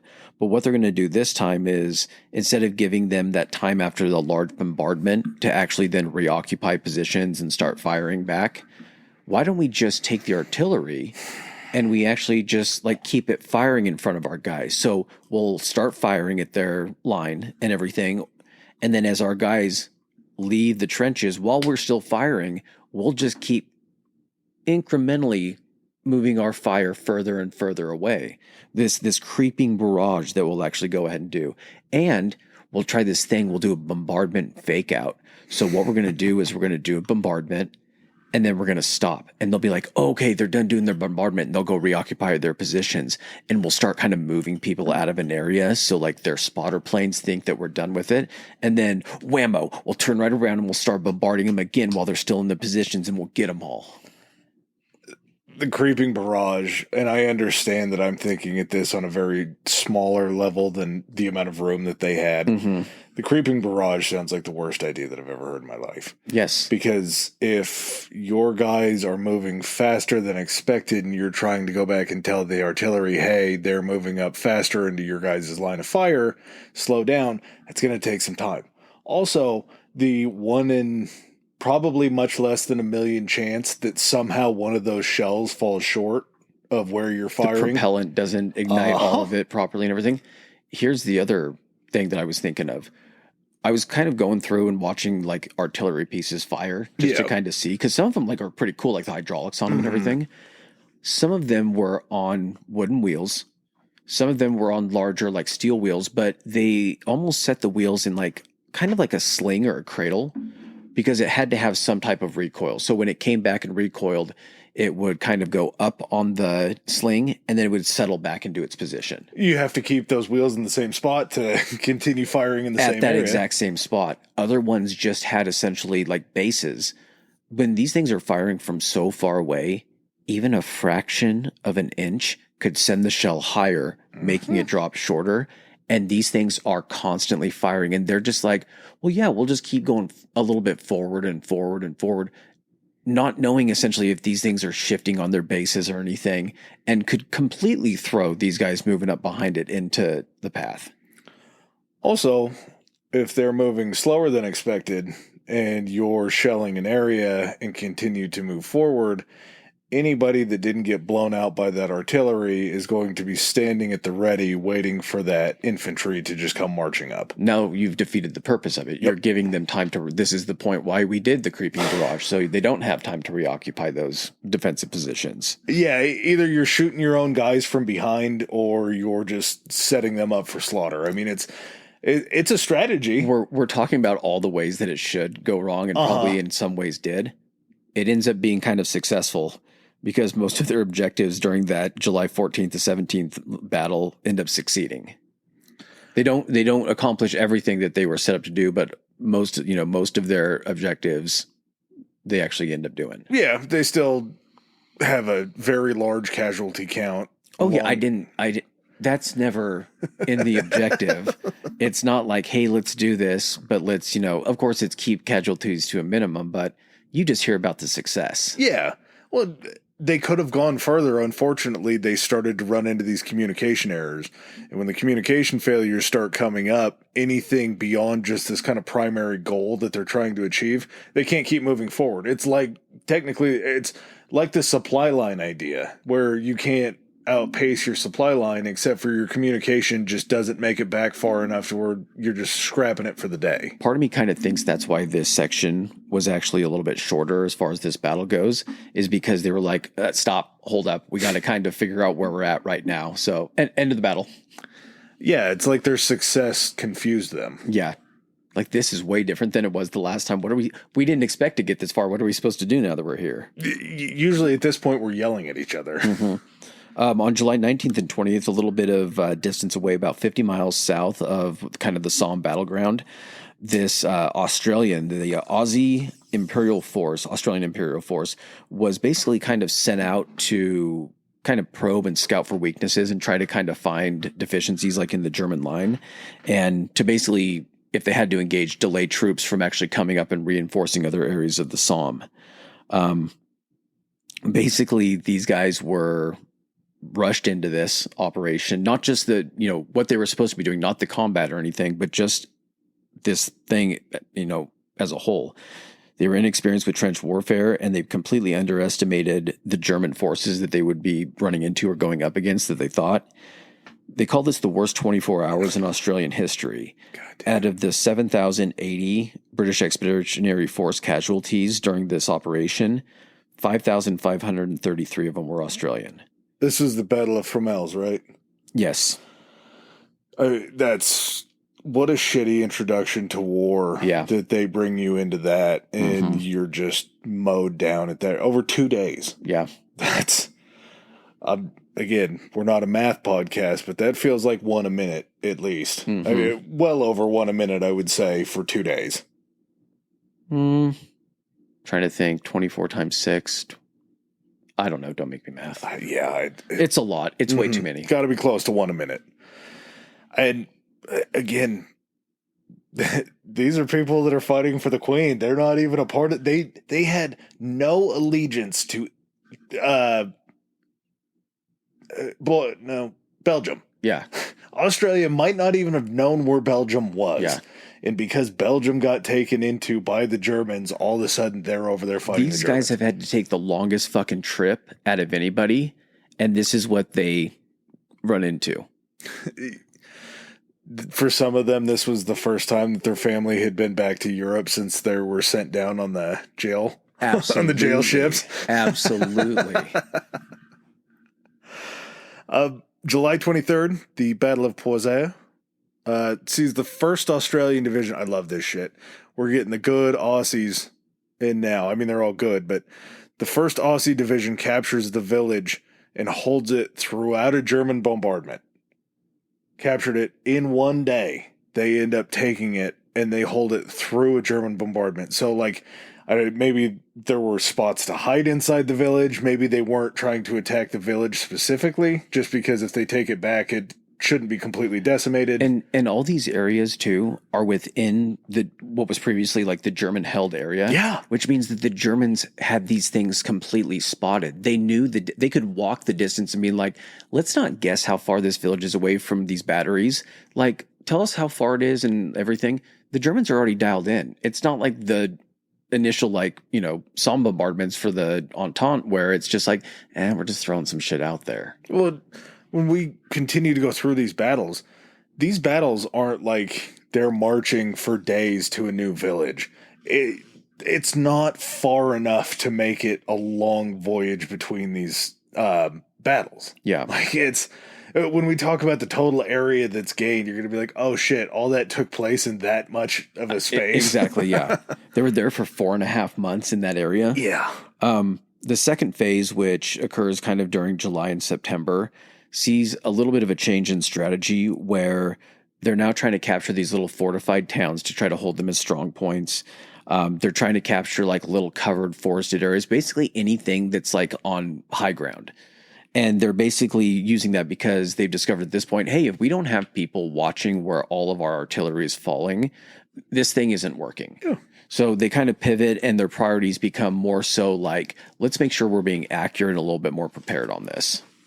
Yeah, and at the same time, I believe it was in August, there was a Battle of Guillemont. It was a response to the largest counterattack made by the Germans during the Battle of the Somme. Mm-hmm. So this wasn't the Germans on a full-blown retreat. This was, we're going to give a little bit, then we're going to try to push back. So I think the village itself, the Germans basically, because they had been in that area, had established a network between all these different little fortified villages and towns that they could support one another and everything. You have junctions and roads to make it easier to get between these places. Yep. So Guillemont was essentially throwing an interruption in that network that they had. And if they didn't have that network all working cohesively, it was hard to support each other. So like you said, it definitely must have been important because that was the largest counterattack that they had during the entire Battle of the Somme. And Guillemont was captured on the first day of battle. Yeah. So pretty quickly, they immediately came in and took over. It also reinforced this right flank in the British area. Mm-hmm. If you can enforce these flanks, your whole idea is to not just push them back, but to try to envelop them. Well, you're not pushing for just kicking them back into Germany. You're trying to capture them. Well, and kind of as I understand it, your flanks are essentially going to be your weakest point because that's not at your center where you're making the main thrust of your attack. Makes sense. So as your flanks are moving up and kind of like establishing themselves, then you can prepare for that center section to make a big push. Then your flanks move up again. Then you make a big push. So with everything kind of clicking, it's making things a little bit easier for the Entente or the Allies at this point. At the end of August, kind of right before Guillemont, von Falkenhayn was actually fired and replaced by Hindenburg. I don't think it was von Hindenburg because when we were talking about in Hitler, it was always von Hindenburg. Yeah, it was Paul. I'm pretty sure Paul it was. von Hindenburg. Okay, so he's replaced. He was because he's the one that is the World War I hero that gets installed as the not prime minister, chancellor. Yes, yeah, but he ends up getting replaced, not Hindenburg, but von Falkenhayn by Hindenburg and Ludendorff. Yeah. So those guys come into play now. Yeah, those two knuckleheads from World War II, this is where they got their start together. Yeah. September 9th, we come to the Battle of Ginchy. This was kind of in the same way Bastogne was important. It was like a 6-road junction town that was basically on like a higher rise overlooking all these other like positions that the Germans had fortified. So getting this was definitely, a strategic victory. The Brits actually, wanted to take it specifically for having observation on that third German line. That was kind of the goal of that third phase of the Battle of the Somme. Is there something creepy about this to you? Maybe ghastly instead of creepy, but we're talking about areas in France that we kind of talked about during the Bulge. Yeah. Like the fact that we're talking about separate battles from separate world wars, but it's like the same area. And it's like same strategy. Uh-huh. This town is important because of ... Yeah, but it's so creepy. New war, same shit. Uh-huh. So there's 100% people in those villages that survived World War One, Mm-hmm. then survived the Blitz, Mm-hmm. then saw we're the Battle of the occupied. Bulge. Yeah, then we're occupied. Then we're liberated. Maybe occupied again, then maybe liberated. Like, yeah. I'm moving out of France at that point. I'm not I'm getting more toward the Spanish side of France and everything. Get away from the closer to Germany at that point. sounds better. The French had actually had some success as well, basically kind of shoring up some weak points and now allowing bigger, like consecutive pushes that they're making in these areas. And during the month of September, the German defender casualties are starting to mount up. They racked up in September to 130,000. So part of, not only relieving pressure off Verdun, which is still going on at this time, because I think Verdun ends up becoming the longest battle of World War One. Yeah. Eastern Front, Broslav, whatever it was. Yeah. September ends. Mm-hmm. This we have November, Verdun, December. Yeah. And so with, needing to relieve the pressure, also part of the Somme strategy was just attrition. Go ahead and just start chewing up as many German forces. And apparently with not a huge regard for your own forces, it kind of sounds like, but at the same time, 130 casualties in 1 month. This is the rub against Haig, though, for me on the British side. Was the French kept telling him, you're doing a great job relieving Verdun. We are turning this around, going on the offensive very soon. If you can continue to occupy these guys and stop them from sneaking down into Verdun, all the merrier. It's going to be a better win for us there. You can win here, we can win there, everybody wins. And Haig's just like, okay, well, I'll just keep feeding guys into this death trap to try to keep occupied. Yeah, they're spending someone else's money. Yeah, dude. Yeah. And I say that as, like, we heard a lot of stuff, I think, in the research that just bang on Haig for this point. Yeah. I can't argue with any of that. That's all very emotionally logical to me. But again, we're talking about a time when you don't know what the hell you're doing. Yep. And some of what you're doing is working enough to where you're like, if I can just keep this up, I'll keep making these little steps towards success. And I have the guys, technically. I don't want to do this, but if I can just push them back another month, then they'll actually end up retreating and it'll all be worth it. And unfortunately, you have to try to weigh the human cost of that month, which, again, in our world, that's not a smart move. That's not feasible. That's a very bad look. But back then, you don't know what's going to come of it. And if you don't do that and they do move down to Verdun, boom, that could be an issue too. Yeah. Like there's all these levers that you're trying not to click while you're just killing people. So September 15th through the 21st, we come to Flers and Courcelette. Yes. This is the one, buddy. This is a turning point in just warfare. History. This was the final offensive push, basically, for the British to take that third line. And they were pulling out all the stops. If they're going to go ahead and do this, debut it now, because out comes the Fosters and Lincoln designed British Mark I tank. Anybody that looks into, as a war buff or whatever, this is the kind of trapezoid shaped early era tank that has the tracks that go all the way around the outside of it on each side. Anyone's ever seen Indiana Jones and the Last Crusade? It's not a British Mark I tank. It's like kind of a fictionalized tank, but the way it looks, the one that Indy fights the Nazi on and everything goes over the cliff, the way that's set up with its tracks and everything was based on a British Mark I tank. It has on each side of it, it had, I think, like a 6-pound swivel gun on each side. And then they made them in two different models. They made them in male and female versions. So the male version, the female version both had crews of 8, 31.4 tons. The armor on them ranged between like 1/4 of an inch to 1/2 an inch. Good. And this was also at a time you're thinking, that's so fucking thin. Yeah, the whole goal of this thing is to just drive at the German trenches and blow trenches apart, blow fortifications apart, and kill soldiers. They're not worried about another tank. This is the first of its kind. Yeah, they might get blown up by an artillery shell, but the chances of it landing directly on them is pretty scant. So they just need enough armor to basically stop small arms and machine gun fire. Yeah, but a new version, I mean, they are their own worst enemy. This, to me, is the funny part of war. They had 49 tanks scheduled for this battle. 32 of them would end up reaching the battlefield. Yeah. 15 of them made it across no man's land into combat. And I want to say there was like a handful that made or four. Yeah. A handful that made a difference. Well, here's the thing.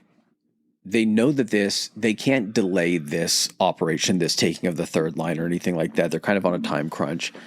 They are desperate at this point. They're excited about this shiny new toy.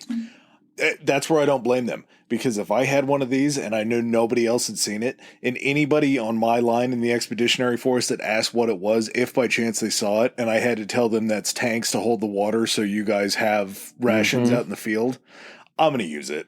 Yeah. I mean, it doesn't matter if one is that makes it across no man's land. I'm like, gung-ho, go. Here's the other thing, too. One of those gets seen by a section of German troops, and they survive. First of all, they've never seen anything like this. It's squeaking, and you hear the engine roaring, and you just see. I mean, the male version I think had 3 machine guns on it, 3.7 miles an hour. So it's not coming at you quick. It's like that scene off Austin Powers where he's like, "No," and it's the Zamboni. He's like, "Get out of the way."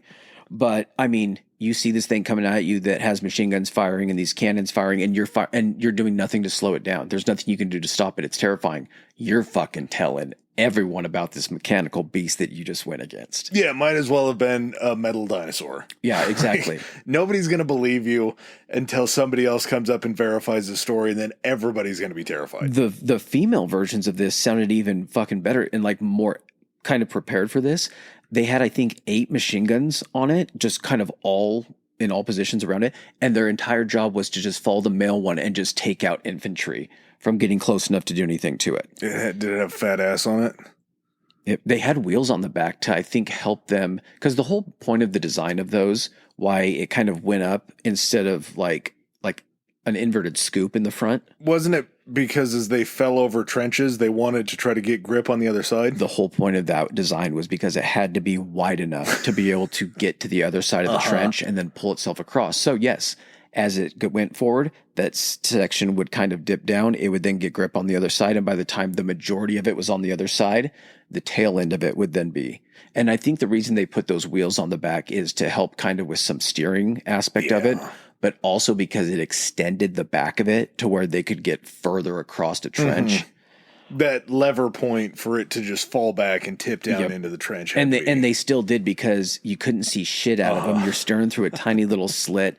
You probably don't have, it's moving 3.7 miles an hour, but the thing probably doesn't turn all that well.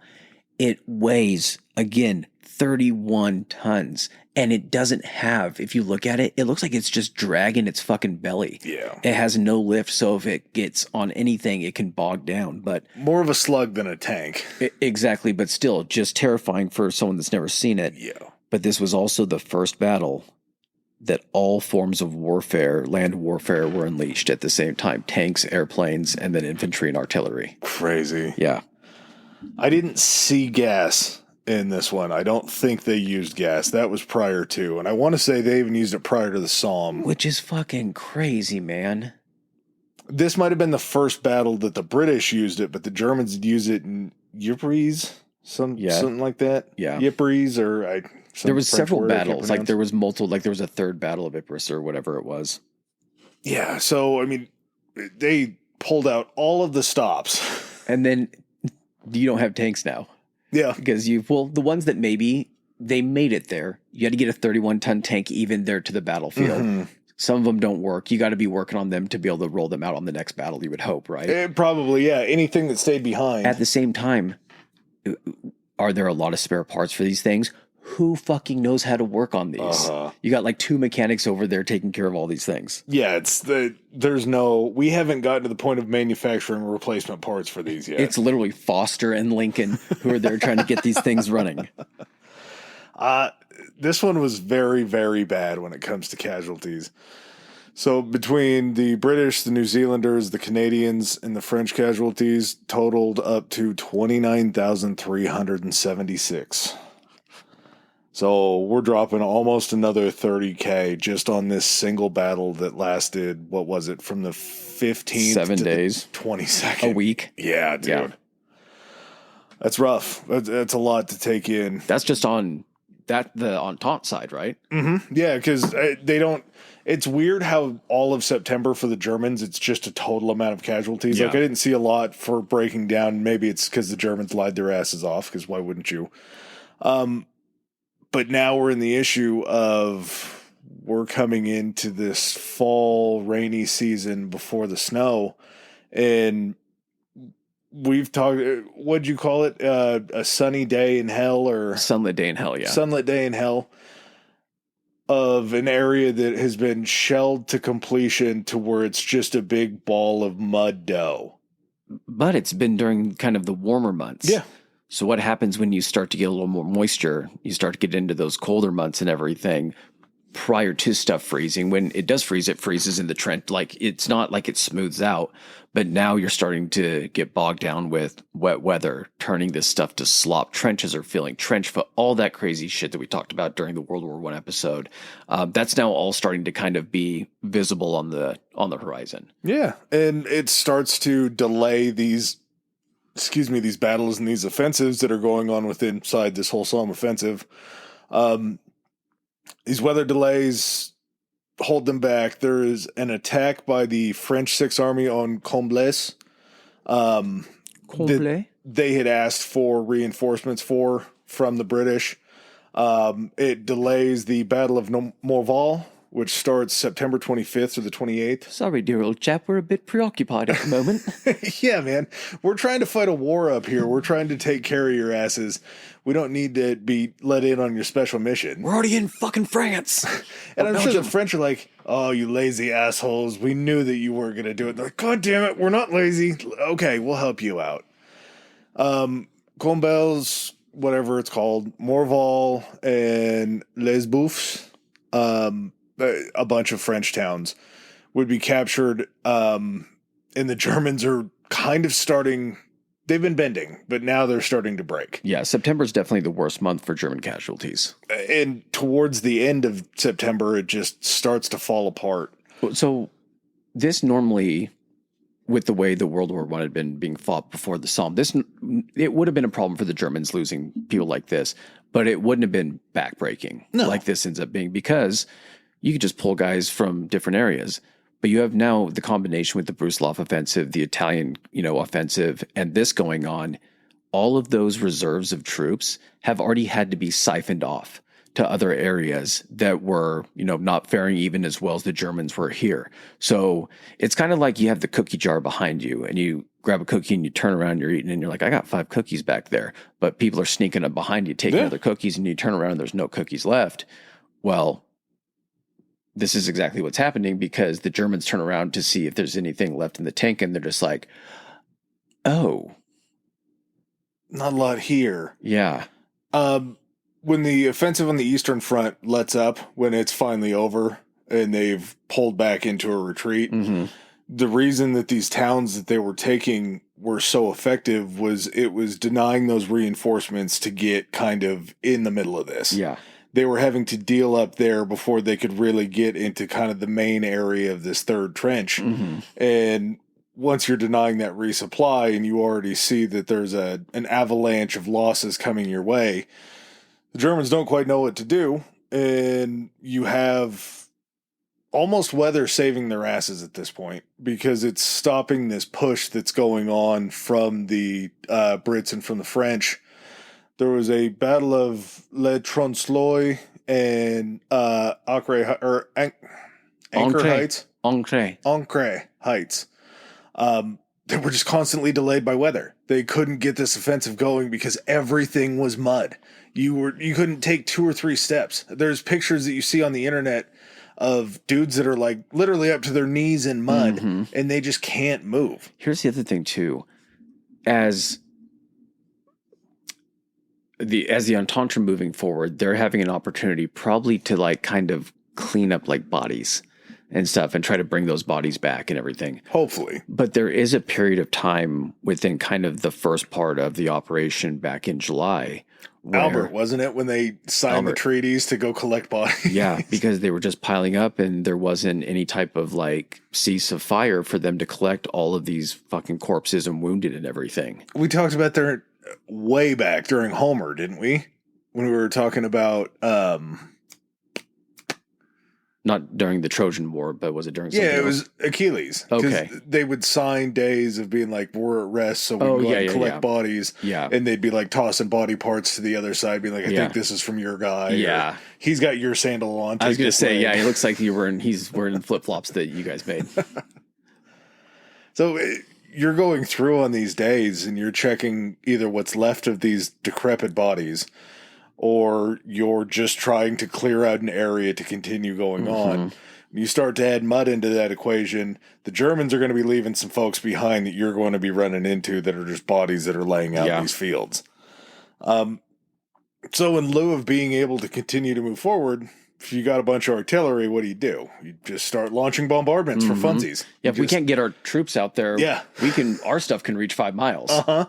Let's continue to try to shake these guys' belief in what's going on, because if we can't touch them, we can try to reach out from farther away and make that happen. And that was kind of the whole point, because, you had, like you said, Morville, there was one Thiepval Ridge, Le Transloy, and then November 13th to 18th, and this is what kind of wraps up the Battle of the Somme, is you actually have the Battle of Ancre. Not Ancre Heights, but Ancre itself.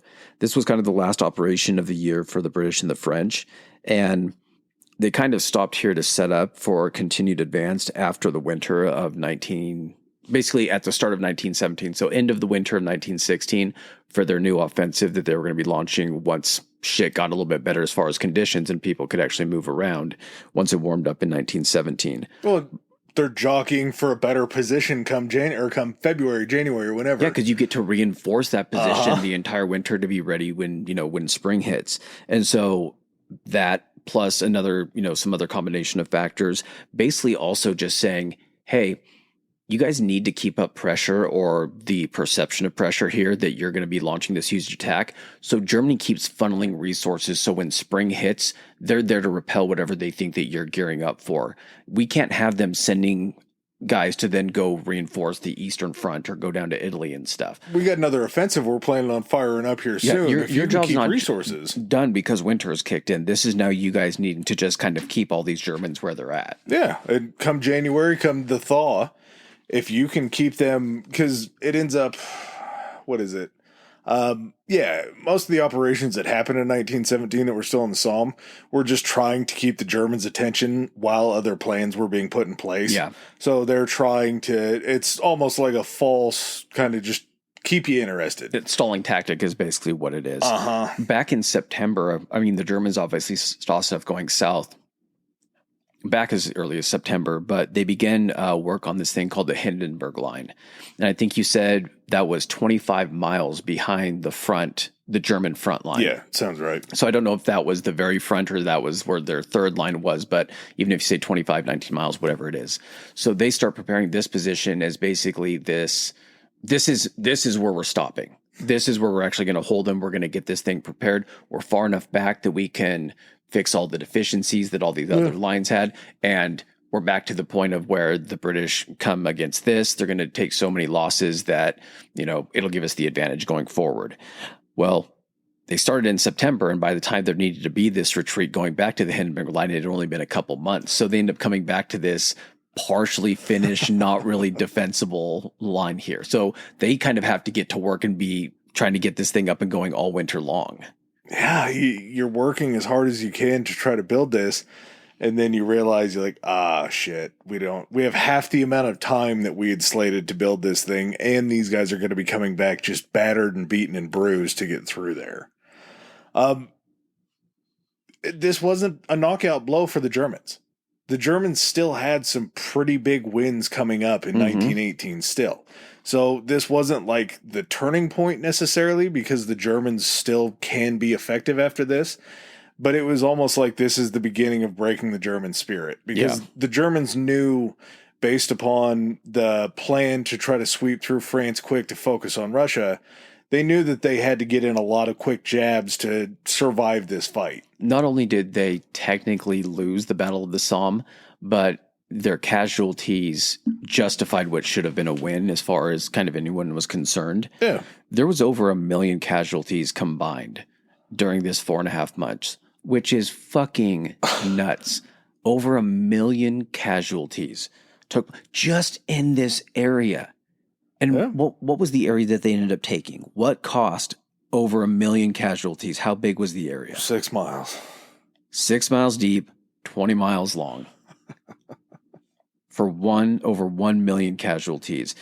Between the British and the French, it was 600,000 or somewhere in that range.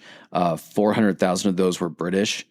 With, I want to say, the death totals are, I couldn't get an actual figure on it. But I know that it was about 200,000 French casualties. I don't know the percentage of the death totals on that, but it was pretty fucking staggering. My figures were 420,000 British casualties with over 95,000 killed or missing in action. Okay. French was 200,000 with 50+ thousand killed in action or missing in action. So if you're talking about 25% for the French, that's not great odds. Right around kind of a similar number, I believe, for the British, if I'm looking at that math correctly, maybe a little less than 25%. But those numbers are so hard to comprehend. And we talk about this all the time, where maybe the most famous Stalin line in my mind, one's a tragedy, 1 million's a statistic. Yeah. And to talk about just the sheer mass, I mean, 420,000 casualties, that's a decent-sized metro area. Yeah. Well, think of it this way, too. Combining the British and the French actual, KIA, 140,000 dead during 4.5 months. They said that for the Allies, every 100 yards gained, 1,000 dead. Jeez. That's what it ends up equating out to. And I mean, part of the advantage that they spun it as far as on the British side was how much experience was gained through this and how it was going to help in the, future success of the war and everything like that. But you got to look back and say, okay, well, what was the fucking cost of that experience? And could we have gotten that in any other way? Could we have not, had so many deaths and still maybe pulled away a fraction of what we learned? Yeah. And it's a classic case today, as it was back then, that your infantry can only be as good as your artillery. Here's the thing, too, is everyone in Britain sacrificed as part of this.